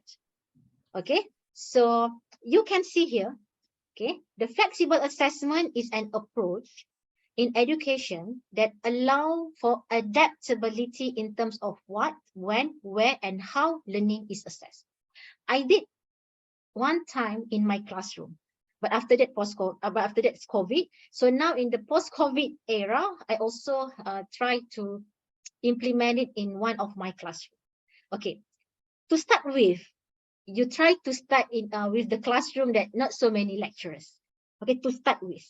Okay, because sometimes maybe if let's say this class with many sections, some of the university, they want you to have the same standard kind of assessment. But if let's say you are alone, okay, conducting this class, so it's easier for you to implement. But then you can try. Okay, as a researcher, as a teacher, why not we try? Okay? We are researcher, you know, so try to use the flexible assessment within your class, and then try to do the flexible assessment across the section. Okay, so I bring here two types of flexible assessment. The first one is the bento style, and the second one is the buffet style. Okay, as the name of the bento, okay, like a Japan lunchbox like that, okay, you can see that there is some portion, some big portion. This you can see the carbohydrate still more than the protein and vegetables. Okay, so students choose between several preset assessment options, like bento boxes on restaurant menu, and then offer a small number of overall choices, but some variety within each option. Okay, I give you an example. Okay, let's say in my class, okay, I give, of course, when you want to choose to select the assessment here, for example, I have exam, project, writing. This is the preset, okay, preset assessment. I have these three, but I have to make sure that all of these three is measuring the same PLO that all the students will face. So you are measuring the same PLO, okay, but only the weight. Okay, for example, I don't like exam, so I choose exam as 25 mark. Okay, and then I don't like, for example, I'm good at exam, so I will take exam as a 45 marks, for example. Okay, so in this case, maybe some of you will ask me, but it's already stated for this particular PLO, we should have 20%. So what will be happen? You will take this score as the composite score. Okay, for example, let's say the exam will measure 30% of the PLO2, which is cognitive. So what will be happen? The composite score, the score that students get, for example, 40. So 40 out of 45 times the weight of PLO. Let's say 30%. Okay, so have students, the weight of exam is 45. Some of them may be 30, some of them may be 25. So this is actually what called as bento style. So the students, they can choose, it's flexible. Some students, for example, I teach the part-time student. The part-time students, I can say that majority of them are working. And then the age also sometimes more or less even more than me, okay, 40 and above. And they are very busy. So to read for exam or to answer the examination is no more the accurate way to assess them. Okay, but if you give them the like kind of presentation or viva voce oral exam for them to bring out all what they have learned or they know, it might be more accurate compared to the final exam in form of written. So this is what we call as the bento style, because the purpose of assessment is not to find the mistake for sure. It is actually how the assessment is really can represent, interpret the ability, the score can interpret the ability of the students. So we call it in statistical way, because it's the raw variant explained by measure. You know that how you know that your test is really can bring all out the student's ability that you want to measure. If let's say I'm the one who cannot write better compared to talk, oral exam is better than for me to express all my knowledge. So this is kind of thing that's why I say it needs a research, because for example, maybe have some of the issues that raised during you implement this bento style. But my experience using this bento and buffet styles, it is all, I can say that something that you can solve the problem. It's very technical. So, you know, it is good actually to try about the flexible assessment, because it allows the students to show the best of what they or what they can do, okay, up to their level, right? So this is example of bento style. Okay, so this is some of experience how I did it. So first, I informed the student in the first week, okay, in the course information. Then I allow students to switch between different grade weighting schemes at any point up to the last day class. So you can change. Suddenly I said, doctor, I think I don't want exam 45, I want exam 25, because I can feel that, oh, this course is very tough. I don't think that I can, for example, like that. I think that practical is a way that I can show my understanding compared to the writing. So you can change the grade at any point up to the last day class, okay? And then, of course, I will give the students to choose based on their current strength and interests. And this one can reduce the student anxiety and increase the self-reflection. Okay, and then the second one is the buffet style. Okay, is the buffet style. So for the buffet style, students individualize choices from a wider assessment menu and may also have responsibility for choosing the deadline and the weight of score for each task. Okay, as the name of menu, of the buffet, when you go to the buffet, it's up to you. You want to take as much as you can. Okay, you want the more vegetable, more salad, more more rice, right? It's all there, but you only have to choose what is there. Okay, this is an example. Okay, I have the assessment menu. I have the final exam, journal critics, research essay, fieldwork project, short seminar, article writing, and portfolio. So I will, this is only the menu I have. I'm not a big hotel, okay? So this is only the menu that I have. And I will give the range of weights that they can choose, okay, based on the assessment menu. And maybe I can say that all of you have to choose, but you as a lecturer, you have to make sure that the menu that you give really can reflect the PLO that you want to measure. Okay, maybe what happened, let's say you only want to measure this for, let's say for the practical skills. So of course the final exam is out of menu. Okay, because final exam cannot measure the practical skills. So let's say from the journal critics to the portfolio. So maybe the students can choose one or two, okay, from the menu or any menu that they want. And then of course the students, they also know how to strategize. They will not choose so many, okay, from the menu. Okay, if it's a food, yes, they will choose so many foods, but this is a task. They will not choose all and give like 20, 10, 20, 20 or 20, 30. No, they will not do that. Okay, they will take maybe two only.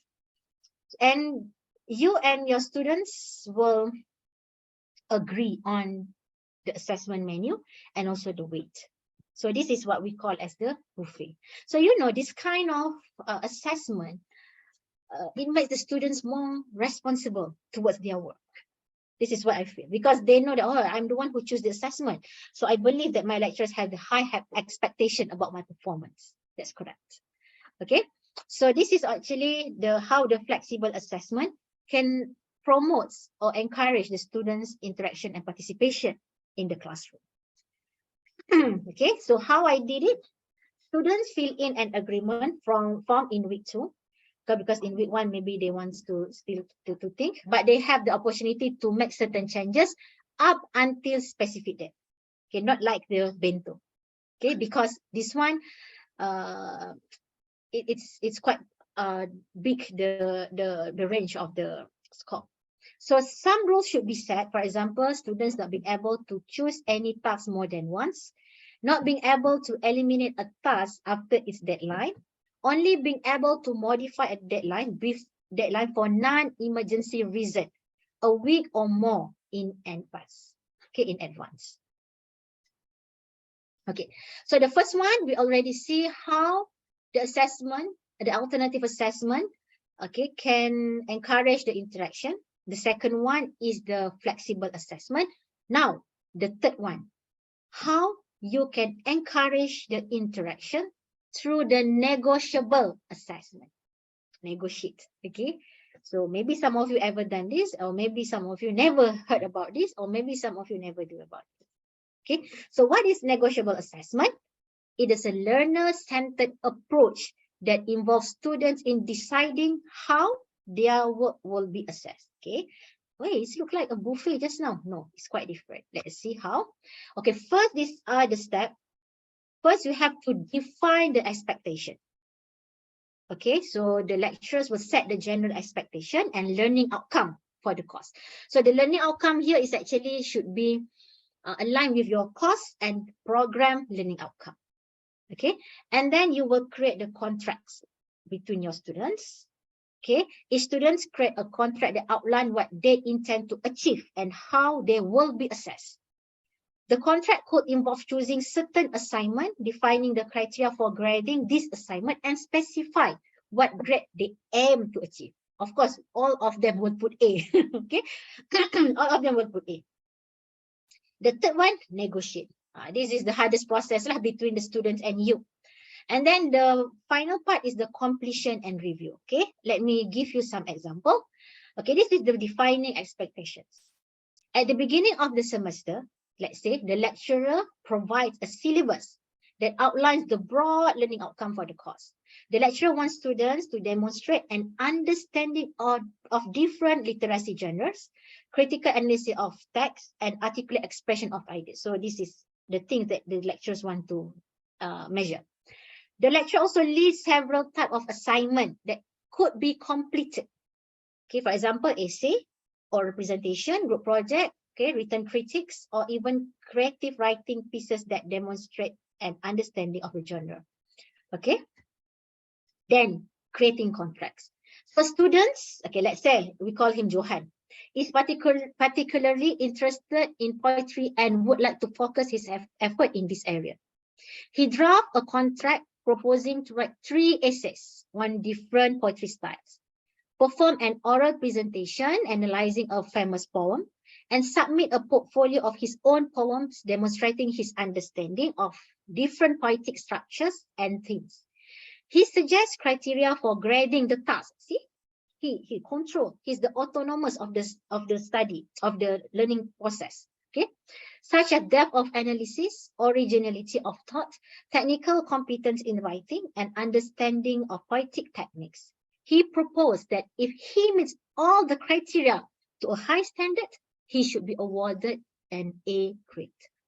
So when you read this, you can see that maybe, I think this is not applicable for undergraduate students. I will say that I never tried this to the undergraduate students, but it works for the postgraduate students. Maybe next time I can try for the undergrad student because I rarely get an opportunity to teach the undergraduate students. Okay, so negotiations, then the lecturer review Johan's contract.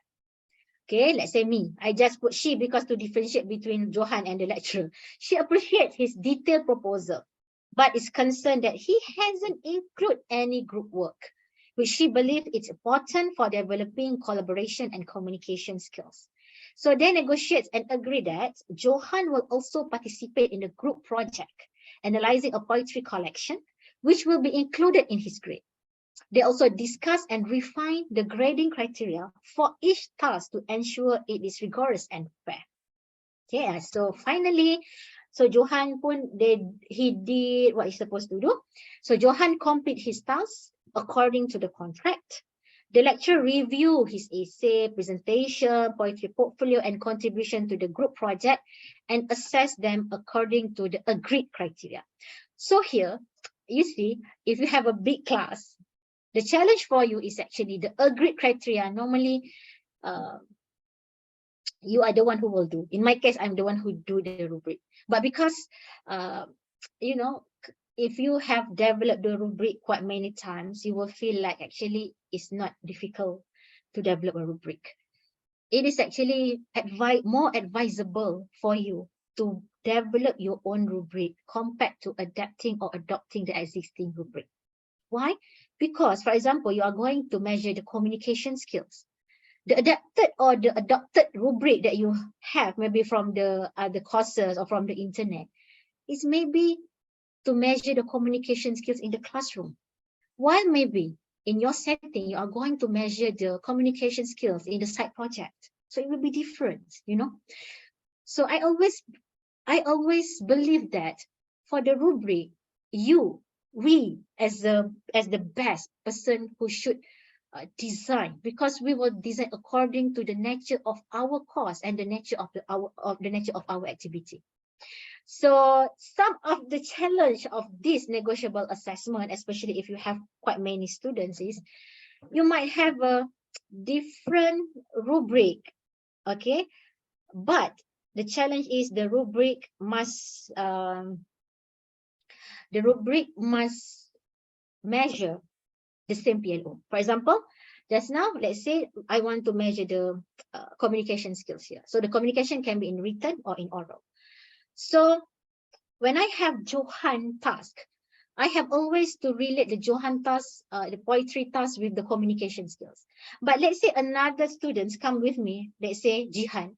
Jihan wants to do something regarding on the video, okay, like publishing the video, okay, be like a reporter, more on communication skills, you know, rather than this one is more on the writing skills. So the challenge here is how you want to make sure that these two assignments, although it has a different methods, but it is measuring the same PLO in a parallel way, and we can say the fair kind of rubric. Somehow it's good to have the challenge, to take the challenge, because sometimes maybe as a lecturer you feel bored anymore with your routine. Why sometimes you not challenge yourself to do something that can, you know, can actually this one can help us to develop, okay, can help us to develop in our teaching and learning process, because we deal with the real situation. It helps us. We can understand more about the students' performance, students' ability, students' background, and students' performance. So I believe that is why we are here as a lecturer, because we are not only to be a lecturer, but we want to know okay, about humankind. We want to know more about how the interaction and how the learning process can be up to the best. Okay. All right. So the third section, students monitoring. Okay. So for these sections about students monitoring, I want you to evaluate the best practice for monitoring students through assessment. Because when you have something to monitor, means that students have to perform something. So when students have to perform something, means that there is a participation in the class, right? So this is some examples of how to do. Doctor? Yeah? Can we have a short break? Maybe Oh, 5 minutes? for sure, no problem. Thank you, doctor. Okay, thank you. Maybe 5 minutes Sure, and we come back can. at 12? So we will come back at 12, right? Okay.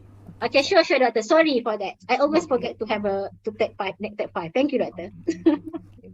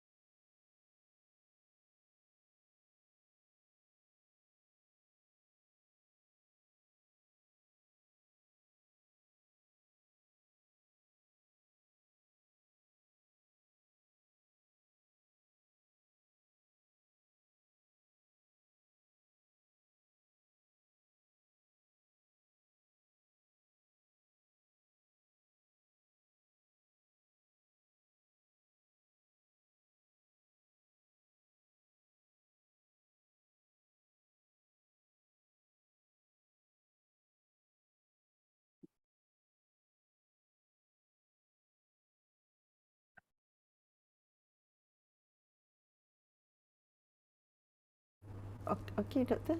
Boleh je? Boleh. Okay, baik.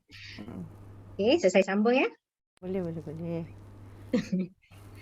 Okay, now we will discuss on how we want to monitor the students' progress through the assessment. So this is some of the suggestions, okay, or maybe the practice that I would like to share to all of you. Okay, first, ask students to send the progress every month for the graded assignment. I would say this is quite compulsory, because like this, for example, your assignment is the is a project. Okay, so let's say we have one semester. Let's say one semester we have maybe 16 or 15 weeks. So of course, for the first 3 weeks, they are more on the they start to learn about the knowledge, the concept. So after that, the students can start, okay, to do the project based on their the knowledge that they have learned for that 3 weeks, and of course they will get more after that. So this is actually, I can say that if let's say during the audit, they ask you how you get this mark. Of course, you will say that this is the rubric that I'm used. But if let's say you can provide the evidence, okay, this is an Excel. For example, I will have Excels that let's say the P1, P2, P3, and P4. Okay, let's say progress 1, progress 2, progress 3, and progress 4. If let's say you ask the students to submit or to report the progress every month, okay, you will get at least 3 score. And again, this score is not for you to average them. No, this score is actually just for you to track, you know, to track what is actually the progress or how the understanding of the student. And this score, is not necessarily must be all in the quantitative way. You also can have kind of narrative form, which is this narrative form is very meaningful, useful for the students to have as the feedback from the lecturer. Okay, the second one, okay, monthly online quiz to monitor their understanding or maybe the knowledge. Okay, because it depends on how the quiz that you develop. If let's say it is the MCQ question, let's say it is true false question, let's say it's a short answer questions, okay, maybe it's more on the knowledge, but understanding sometimes somehow you need the open-ended question. So this monthly online quiz is not necessary you have to do for graded. I always do the Kahoot, for example, the quizzes in my class just to see their general knowledge, either they are understanding the concept that I teach them or not. Okay, the third one, forum. Okay, forum can be online or can be face-to-face. Of course, I believe that in every university, you will have your own e-learning platform. So I would believe that every e-learning platform, they will have the feature of forum. So in the forum, you can put the topic and ask them to discuss. If in UTM, for example, we have the e-learning and we also have the awards, okay, blended learning award every semester. So for that blended learning award, okay, can be one of the, can contribute to the score for your KPI every year. This is actually to encourage, you know, to encourage the lecturer to use, not only to use the e-learning, but also to use the features that can help student interaction there. Okay, so you can put the topic and ask them to discuss, okay, which is can be online or face-to-face forum. Portfolio. Okay, the students can brief update each month on what they have added and why. Okay, so portfolio, for example, let's say one project, let's say every month you will say that the students will say for, let's say they have to they have to do the portfolio about the current trend of assessment in the school. So means that of course they have to learn, they have to go to the field work, okay, and then every month they will update to you, okay, doctor, I think I want to investigate more about the, what you say that, the KSSR, for example, or KSSM, regarding the grading that, the 6 band that they use. Then, you know, then you ask why you want to investigate this, why you don't want to investigate something that teachers do rather than the grading, why you don't want to investigate what teachers do in the class. So, you know, kind of that is help students to look something in the very wide perspective. So the portfolio and the report every month, okay, can help not only, let's say if the portfolio is the graded assessment, not only help the students to do the task on track, but the most important is actually the students' process of learning. Always think it's not about the portfolio, it's actually about the students' process of knowledge, process of learning that can help them to be more knowledgeable, skillful, and have a good attitude. That is, okay. The fifth one, Okay, note down key learning points, questions, and reflection each week. Okay, submit through learning journals. Let's say you are using the learning journal. You can call anything, but I love to call it as a learning journal. And the learning journal, you can make a column. Okay, so each column like learning points, your questions, and also reflection. Okay, and then you can do. It's not graded, but actually that's good for the students to read, and they have to revise every week. They will they will revise again and remember what they have learned for past week. Okay. The sixth one, students present on a topic related to the course content each month through oral presentation. This is actually same like the learning journals, but the learning journals is more on written. This one is more on the oral presentation. But for this oral presentation, if let's say you want to present in the classroom, of course, not everyone has a chances to present. However, if let's say you want to do it in form of the recorded video, so yeah, kind of like they can share each other in one platform. But if this is normally I will do this as ungraded. Okay, ungraded. You know that if let's say you didn't do all of these things, do you think that they will spend the independent learning time specifically for your task? So you have to make this a very short and sweet, but it's meaningful for them, okay, to monitor their progress. Okay, the seventh one, assign student topic that they will have to teach to their classmate for 15 minutes in the class. Okay, one of the things that I also always do in the class is they will have a take-home task, but the take-home task is only like kind of one slide of infographic. So in this case, normally I will ask them to do in the group, but every group must send the different member to present every week. So this will take within like 20 minutes only, if let's say you have 6 groups or maybe 5 groups, okay? Because it's a very brief, it's just about one main topic, okay? And then the S1, use 15 minutes at the end of the class to meet students. You can use this time to ask them about what they have learned, their challenges, and their achievement. Okay, sometimes maybe you will end your class earlier, and then you will say that, okay, we have another 15 minutes. Anyone that may be clear with the topics or you don't have any questions, you can go to take your to have your lunch first. But anyone who want to meet me in a group or individually, you can meet me within these 15 minutes. Maybe I can help if let's say you have any difficulty in doing your assignment or regarding to the content of this course. Okay. Okay.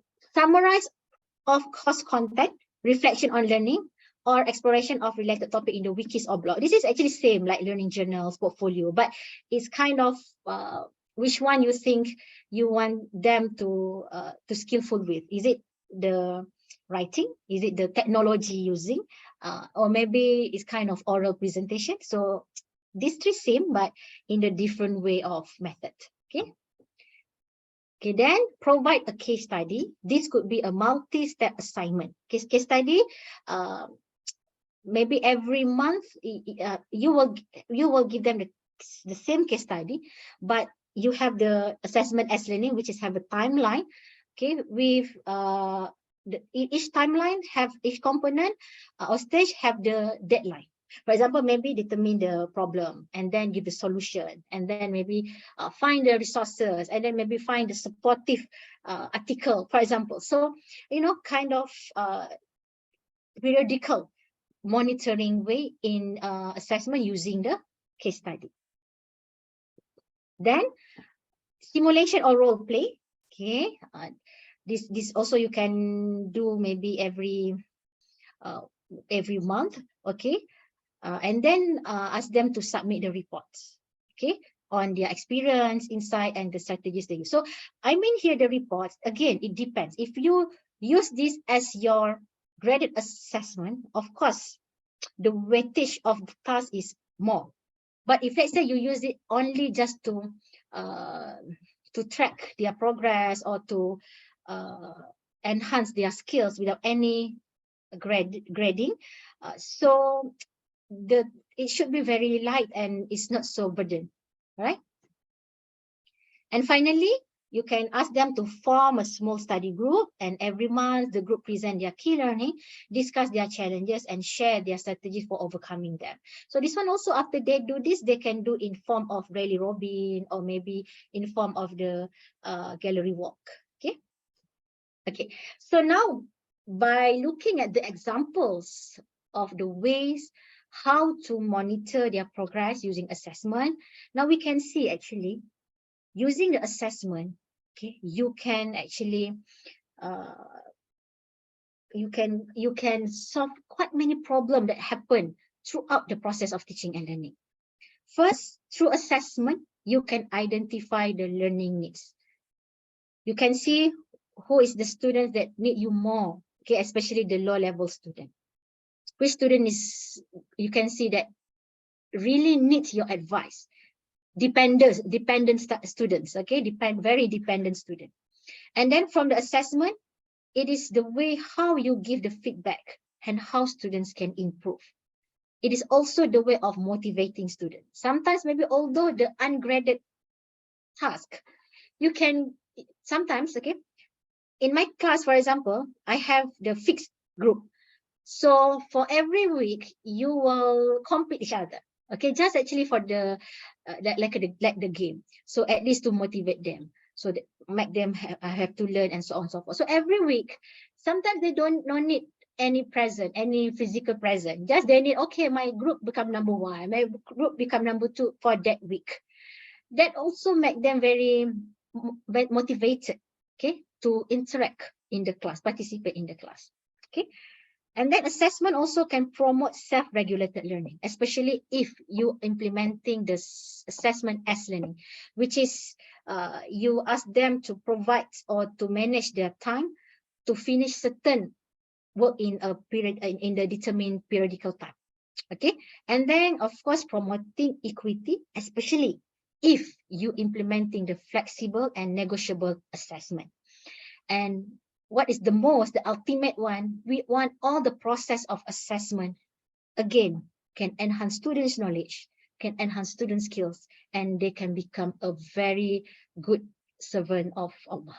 Okay, this is what we call us as a student becomingness. Okay, so the practice 3. Okay, I will give you the situation. Actually, I have given this slide to the secretariat, but the secretariat said that they will give the slide after the talk. So from your view, okay, I want you to try to evaluate which is the best practice and why. The scenario number 1, okay, for this course, the lecturer will assign a group project, okay, where the project will be divided into 4 stages, okay, which is topic selection, research, and then the draft reports and final presentation. And for each section, okay, the students will present, okay, at the certain day for each month. Okay, you can see here.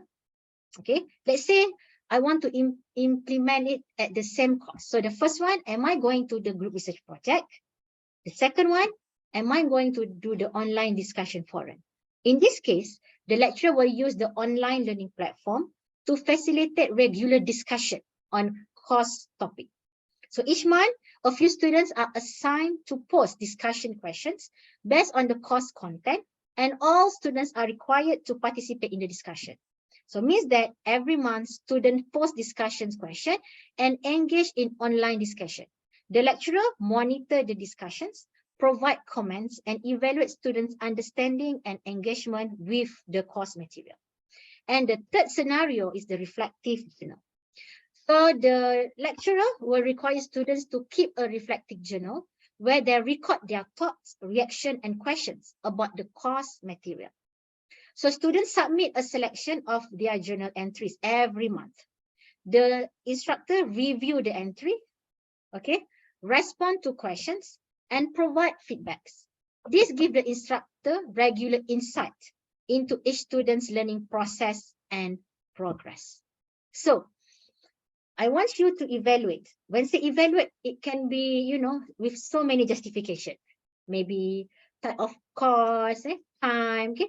if you are asked to select one best way of monitoring student progress, would you use the scenario 1 using the group research project method, and the students will submit, okay, the progress according to the stage. And then the second one, will you use the online discussion forum, also every month, okay? And finally, the reflective journal. Okay, maybe if you have this slide, it's easy for you to see, right? So I'm not sure either you are getting the slide or not yet, but this is actually the 3 scenario. So maybe in 5 minutes, okay? So Dr. Hawani, how I want to give you the slide, or you already have the slide? Dr. Wirawani. Let me ask. Hilda dah ada ke? Have you given it to Hilda? Kejap, doktor saya share. Okay.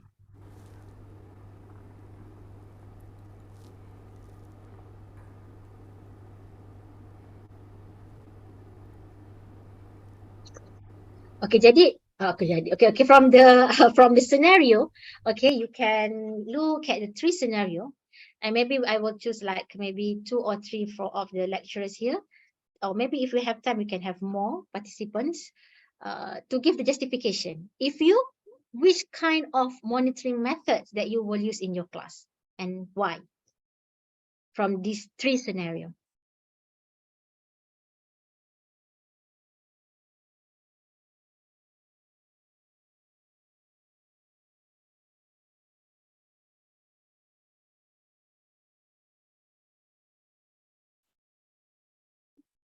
Or you want me to share the file here, Doctor, in the meeting chat? Boleh juga. Okay, okay.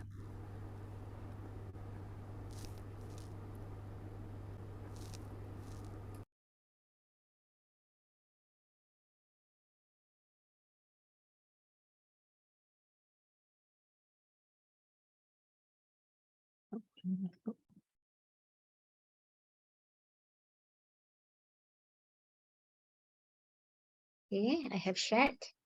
It's loading.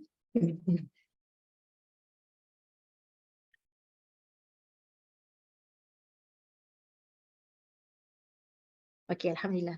Successful there. Okay, Dr. Wirawani. You are muted actually, Doctor. Dah ada. Okay. Okay. Okay, maybe I can give you like 5 minutes to look at the scenario, and then we will discuss, inshallah. Okay, Doctor.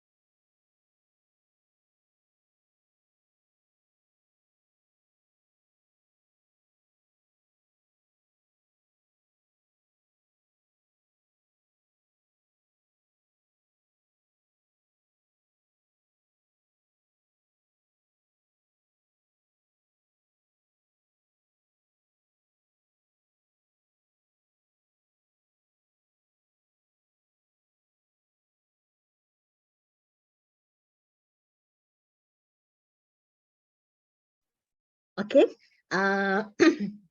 Maybe I can have a volunteer just present it and say that, for example, I prefer the second scenario to be implemented in my class because compared to the first and the third one, because just like that, just because we also like left 30 minutes, so it's easier for us just to present here. So any volunteer? Any volunteer?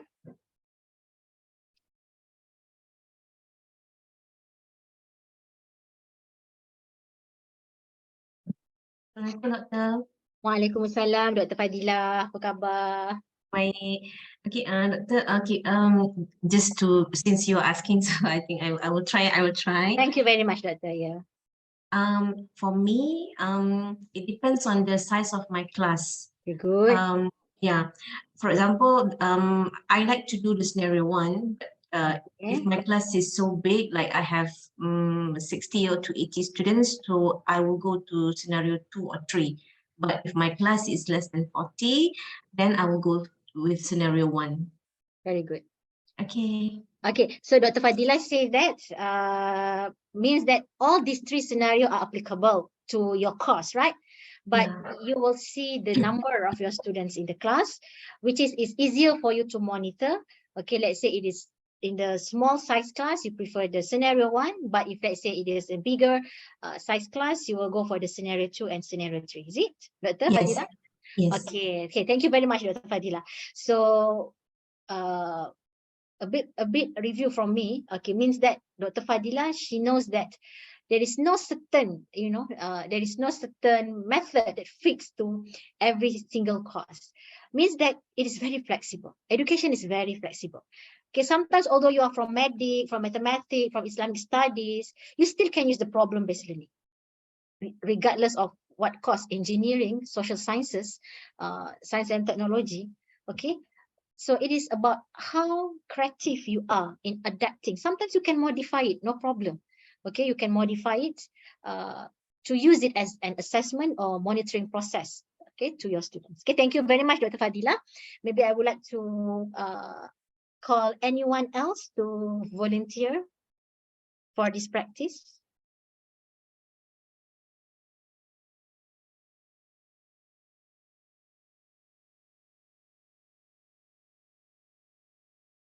Okay.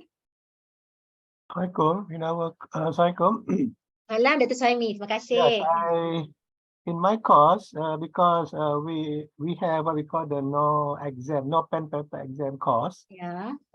We have to create the few assessment. Correct. One is the group project report, another the individual reflective journal. We have the rubric for the group report, and also rubric for the reflective journal. In other words, the reflective journal, they will write about their weekly what I call learning in a blog, web blog. Weekly, Doctor? Yes. Weekly.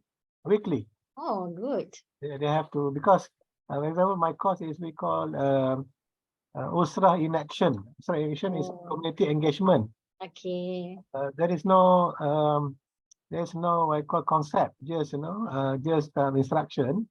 They have to go to the community and they engage with the community what project to be done, and of course they have to discuss with the community, and then we provide them the guideline, discuss, and then what are the things to be done. Let's say they wanted to do gotong royong, clean the kampong. So they start when to do the gotong royong, and then what to be done, and then they completed the gotong royong. So in other words, the reflect journal is the reflection from weekly what actually they did, because we don't have class, we don't have like me. Understand. So at the end, we give the rubric what actually expected them to do, and actually what they expected to do is based on the process of community engagement that we already given to them. And then we also have what I call the feedback from the community. Community, okay. Actually, how they find this student. Yeah. do the project, and what actually benefit they receive. Okay. And then we also have one component we call the exhibition or symposium. Yeah, okay. Have to present what they already done, showcase, and then they also have to present to the juries that we appointed from outside, the NGOs and also the industry, and Good. them how actually they should advance what called the community engagement. This is our experience, Doctor. Very good, Dr. Sami. You not try to go for ACRI for analytic assessment. It's very good. This one is university level. We have lecturers. Lecturers are not just academic staff, but also we have Support staff, right? admin staff. Correct.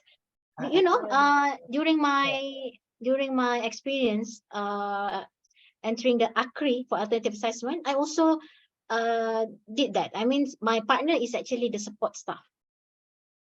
Okay. So both of us. It's like this university level is a big one, and then actually the university participated in the what I call the Green Gown Award. Okay. We don't know what is the result. Okay, good. Champion or high recommender, we do not know. But this what you call the more than 2,000 students involved, more than 100 of lecturers of different categories of university staff, and then we have more than 150 communities that involved, and the impact. The impact is like different categories now, because projects are not the same now. It's not everything. Some go to for Asli, some go for the 3M, mirror, some go to Royong, some this different. But the impact actually the student, they can use their knowledge, and this student also not from the same discipline. Yeah, I know. Different. Yeah. Engineering, law, economics, accounting, they mix together how actually they use their different discipline to address the community problems. Yeah. In UTM, we call that as a co-curriculum course, general courses, co-curriculum course. It seems we involve so many lecturers and from the various courses, and then they will have to do the service learning, but based on the because like some of them maybe they do for in form of the technology, computer, some of them, more on the, for example, doing the agricultural, but I think it's more or less like you. But in your case, for example, you want to choose the reflective journal just now, right, Doctor? I have both a group project report and reflective journal. Okay, because it's very related to your course and also your assessment, and but it's good every week. However, I think the wiki, the report every week is online, right, Doctor? You have your own platform. The blog that they share, then we can see, and then we can not just the instructor, but everyone in the section can view the blog, and then they can then reply or feedback. Give a comment. Okay, understand. They can comment. Good. So another word, like whoever that access to the blog, they can provide their comment. Comments and review. Okay, Doctor, means that this assessment, it involves quite many stakeholders, right? It's very good. Yes, so you said just now the stakeholders also give some review towards the students. Exactly. So the review is just the ungraded review, or you take some of the review as the marks for the students? This project, this is not core curriculum actually. This course is core, university core. MPU. Okay. University umum. Khusus umum.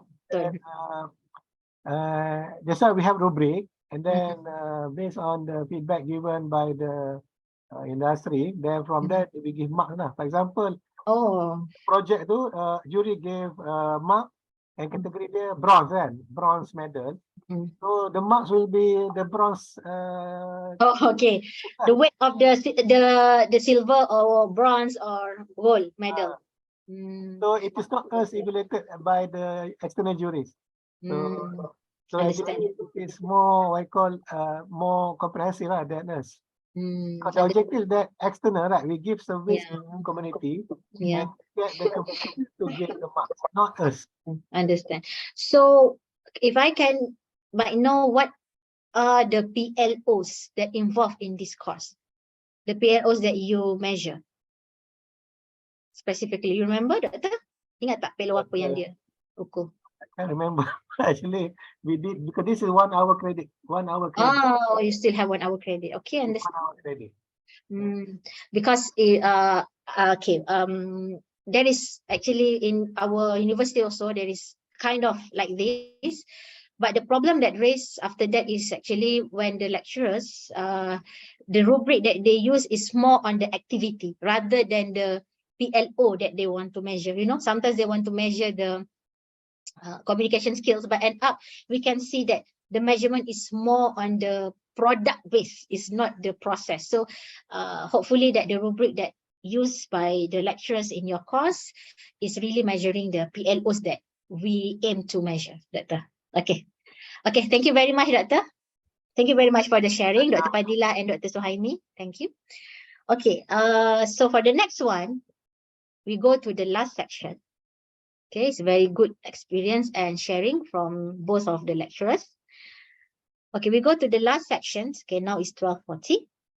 So this section is about the misconception of formative assessment.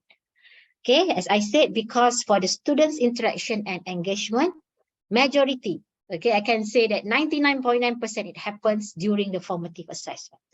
So the misconception number one, many lecturers think that formative assessment is administered only once and marks can be taken directly from it. Okay, for example, Dr. Aiman conducted a quiz on April 13th and used the marks obtained from it for grading purposes. So this is what Dr. What's the name just now? The Iriana. Okay, Dr. Iriana asked me at the beginning of the talk. So this is the first misconception. Okay, the second misconception, many lecturers think that formative assessment aims to measure the quality of task products compared to the measured PLO. This is what I told Dr. Suhaimi just now. Okay, example, Dr. Badrul provide assessment marks based on the rubric that measure the task in comparison to measure the PLO. Let's say you want to measure the PLO, which is intrapersonal skills. But then we look at the rubric. Okay, the rubric is measuring about the references, or is measuring about the spelling, is measuring about the grammatical error in the report. So actually it is not. We have to remember that we are not going to measure the product.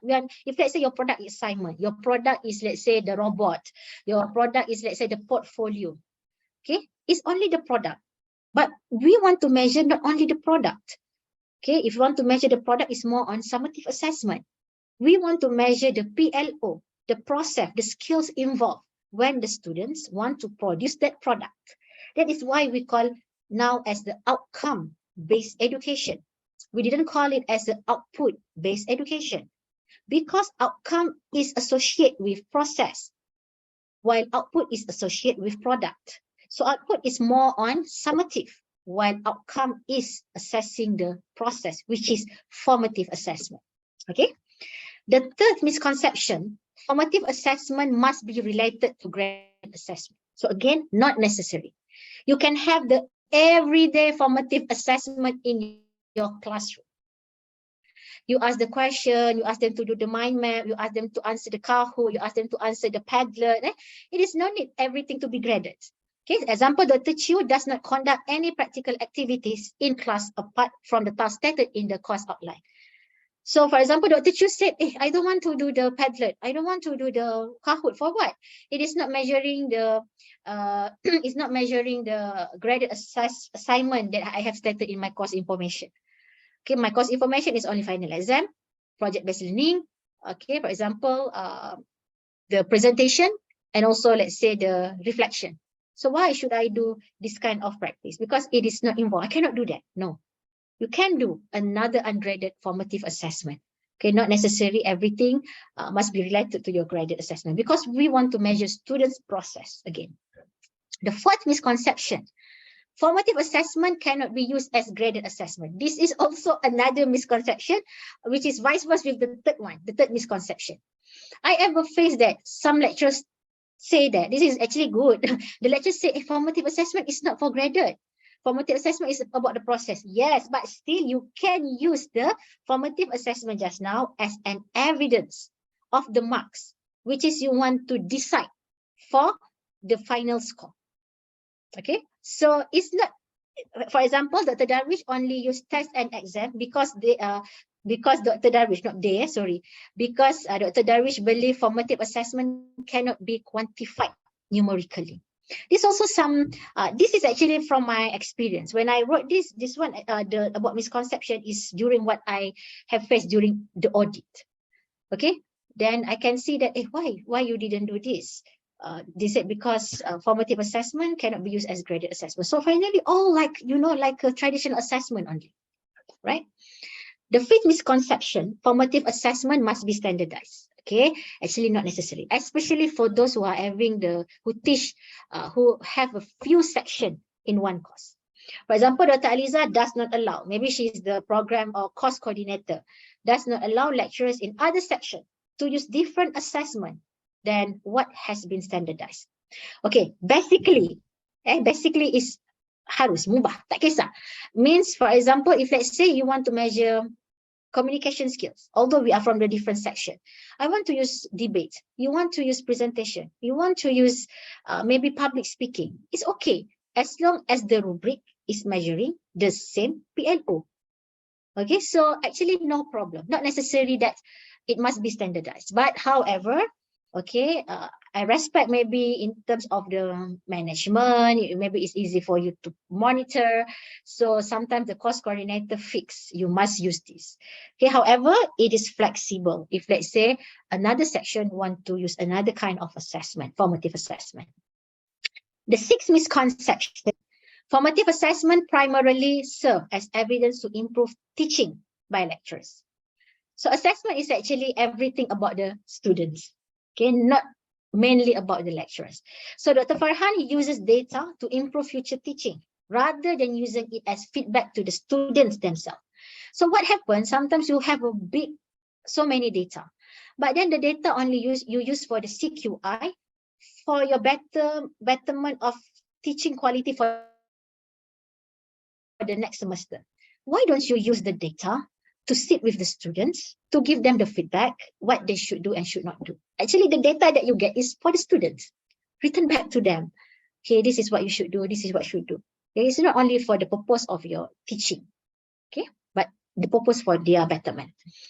So the next one, the seventh misconception: formative assessment is conducted for grading purposes rather than feedback.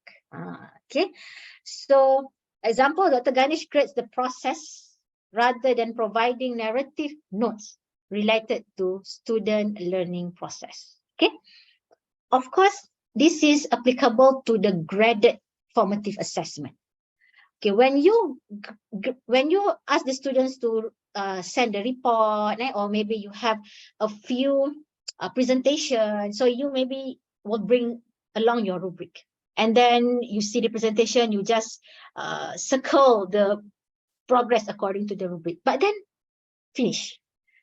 You just take the evidence, you put in the Excel. So in the audit, let's say the auditor asks you how you got these final marks for your exam, for your project, you will say that according to the score. So the score is actually for the purpose of grading. But then again, that one you should discuss with the students. Okay, not only to take an evidence of the progress of learning, but make it as the main data to give the feedback to the student. Okay, the eighth misconception: formative assessment is calculated based on average achievement. Okay, example, Dr. Haris assigned the final assignment grade based on the average record of progress in unit 1, 2, 3, 4. For example, you want to measure students' communication skills. Okay, so you do a few let's say a few presentation 1, 2, 3, 4. So let's say presentation number 1, she cannot talk at all. Okay, so you give 0. This one maybe 1. This one maybe 2. The final one 4. Okay, this is to give you the simple analogy. 0, 1, 2, 3, 0, 1, 2, 3. Let's say the let's say the highest scale in the rubric is 5. Okay, so I'm going to take out my calculator. Okay, let's say for the first presentation, student get maybe 0, cannot talk at all. Stage fright. Okay, so you give 0. Okay, and then for the second one, okay, have some improvement. So you give 1. Okay, the third presentation maybe at week 10, wow, it's a very good improvement. So maybe you give it 3. And then at the end, which is week 5, the students really progress well, and you give 5. But what happened when you want to give the grade towards that presentation score? Okay, you put it as a average. So just now, 0 plus 1 plus 3 plus 4, you get 9, and you divide by 4, you get 2.25. Okay, instead of the full mark 5, you give the students only 2.25. This 2.25 is the average, which is formative assessment is not looking for the average. Formative assessment is looking at the current ability that students can perform. So in this case, let's say the ability that students can perform at week 13 or 14 is 5. That's how you give the students a score 5, right? So she or he deserve, okay, to get 5, not 2.25 according to the records that you get. Okay, because this is formative assessment. Again, it's about progress. It's not fair for you to to calculate the average, okay, for these particular skills. And then the 9th misconception, formative assessment is used to compare students. Okay, example, Dr. Irwan used assignment to compare the achievement of one student with other in the same class. This is absolutely wrong, okay? Because formative assessment is actually to see how the students progress to the preset criteria or standard. Okay, in other terminology in education, we call it as the criterion reference test. It's not the norm reference test. In fact, when we mark the student's assignment, we will take the assignment, and this is the rubric. We look between the assignment and the rubric. It's not like you have 3 assignments, you put the assignment students A, students 2, students 3 next to each other, and then you compare. Of course not. So again, you cannot say that your work is better than your work. Okay, student A work is better than student B work. You cannot report like that for the students. But you have to report your work is at this level if compared to this rubric. Okay, and last but not least, formative assessment can take into account aspects such as attendance, okay, discipline, and late submission of assignment. Actually, you cannot. Okay, so example, Dr. Julia deduct 5 marks from a student for not submitting the assignment on time. Why? Because in our assignment, in our assessment, we are accountable to measure the PLO. Okay, the knowledge, okay, the cognitive, the interpersonal skills, the communication skills, the numerical skills, the digital skills, the adaptability and leadership skills, okay, the entrepreneurial skills. So things like attendance, it should be catered with the regulation. Okay, for example, you cannot sit for exam if you cannot attend the class for more than 3 times. So you cannot put the marks of attendance in the PLO. Attendance is nothing to do with your communication skills. Attendance is nothing to do with your knowledge in terms of the construct or rubric or the operational definition of attendance and our PLO. So have things that the lecturers give the extra marks, for example, for the attendance, discipline, like submission of assignment.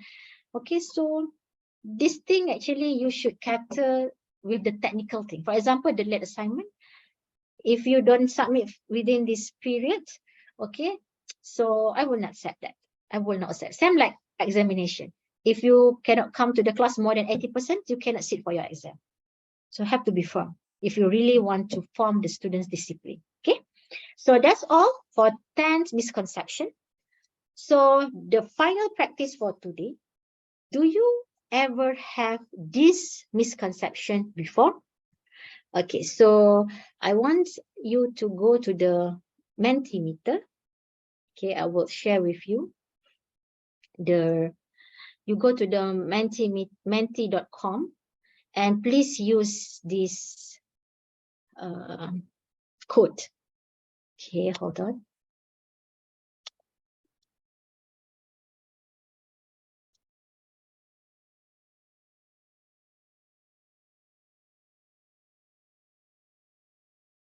Okay.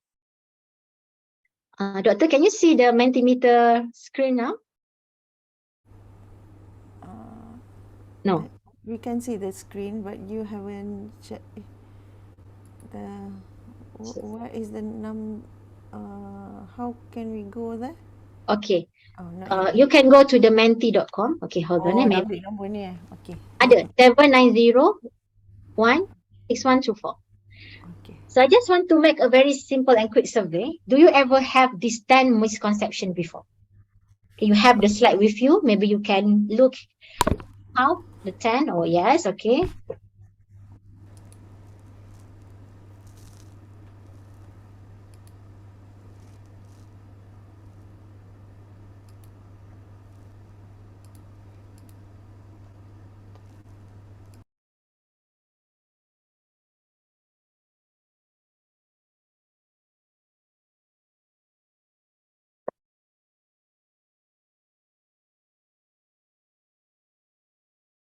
Okay.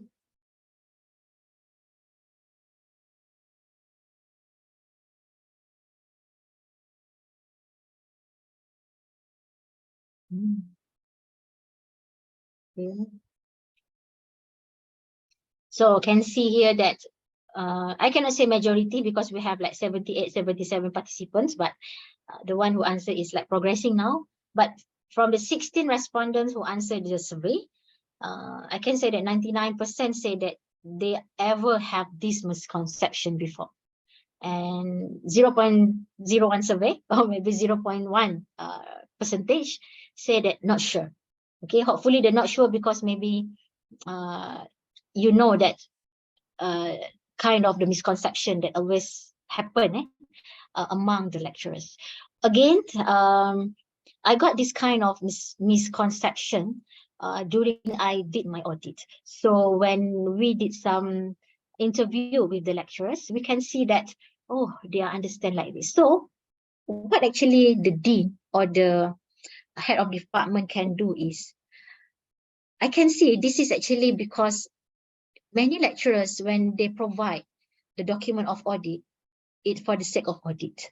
You know, it's not for the sake of, actually audit is to measure the process. Okay, but what happened, we can see that when the audit process happened, we can see that the lecturers is more providing the audit report for the sake of audit. I mean, to make sure that the program can be accredited.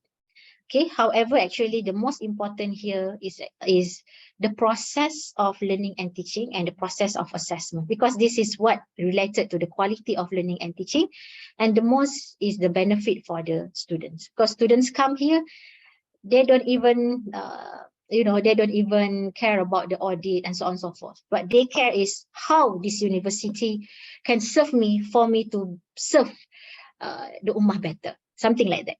Okay, so I can see that from the 19 respondents who answered this survey, okay, I can say that 99% say that they ever have the misconception about the formative assessment. Okay, so this 18 participant or 20 now is progressing. Maybe still have some of you still want to go to the menti.com. If let's say you are okay to share with me and others, what kind of the misconception that happened before, that you have faced before? Or maybe you think that, I don't think this is misconception. I think that maybe Dr. Adibah is the one who not so sure about this, and we can clarify each other, no problem. This is a process of, it's an academic. We are professional. If let's say I'm wrong, I will say, oh yeah, I should be explained in this way. No problem. So anyone want to share with me what kind of misconceptions that you think is correct, or maybe it's not correct. I'm the one who maybe deliver in the wrong way. So we can discuss within these 2 minutes. Okay. Anyone?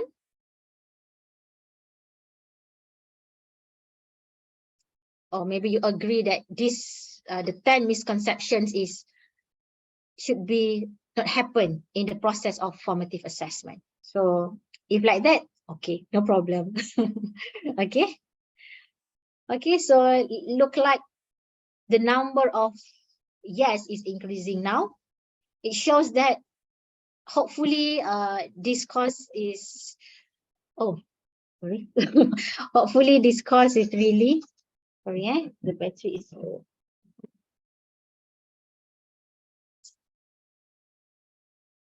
Excuse me. The battery, sorry. Oh. Okay, hold on.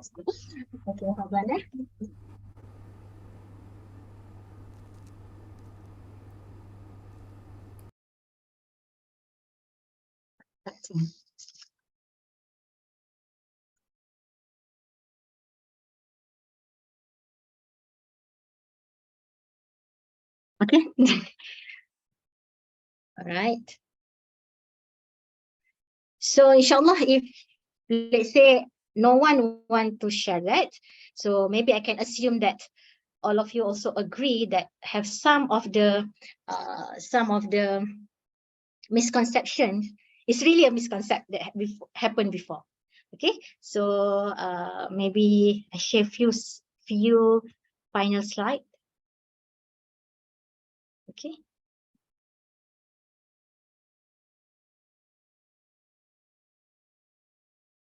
Okay, now I open my slide. You can keep voting. At least I can see that from time to time. So Allah will accept in degree those of you who believe and those who have been granted knowledge. So in this case, Alhamdulillah, all of us are granted the knowledge now today about how to assess, about how to really help the student, okay, to become a good humankind.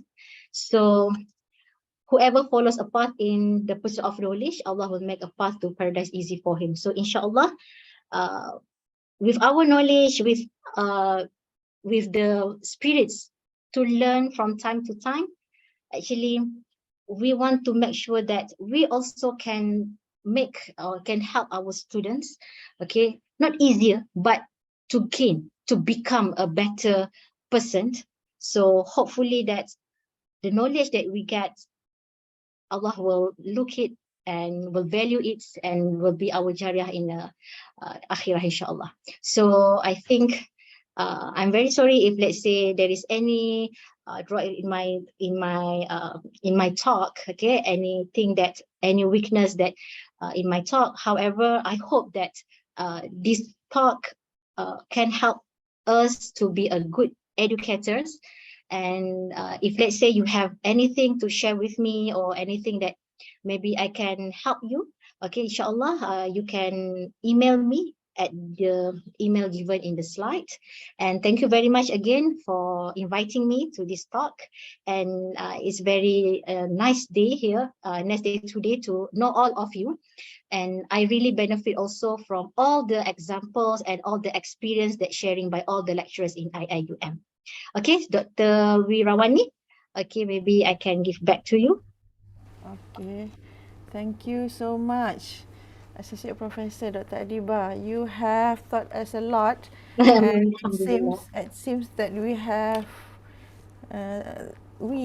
we do have those misconceptions, and So okay, it's I do normal. have a few questions, but I don't think I will text you later. Okay, no problem. It's okay for me.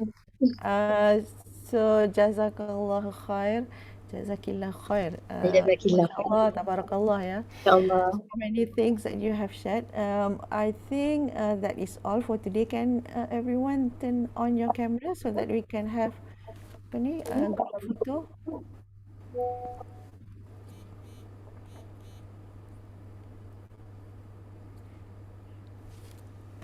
Okay, Alhamdulillah. Actually, we reached 130 just now. Tapi Yeah, I saw that. Alhamdulillah. ramai yang keluar. Okay. So kita ambil group foto. Ada lagi ke yang nak turn on? 1, 2, 3. Okay. Sip.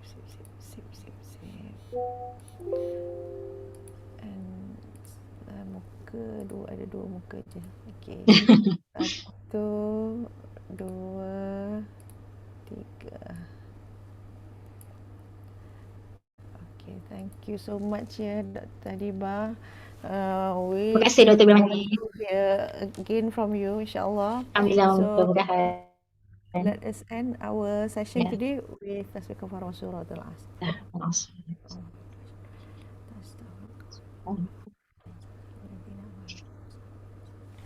Thank you everyone Yeah. also for Thank you, your everyone. active participation ya. Terlupa nak cakap. Thank you. Do come again to our training in the future insyaAllah. InsyaAllah. Assalamualaikum warahmatullahi wabarakatuh. Waalaikumsalam. Take care. Terima kasih.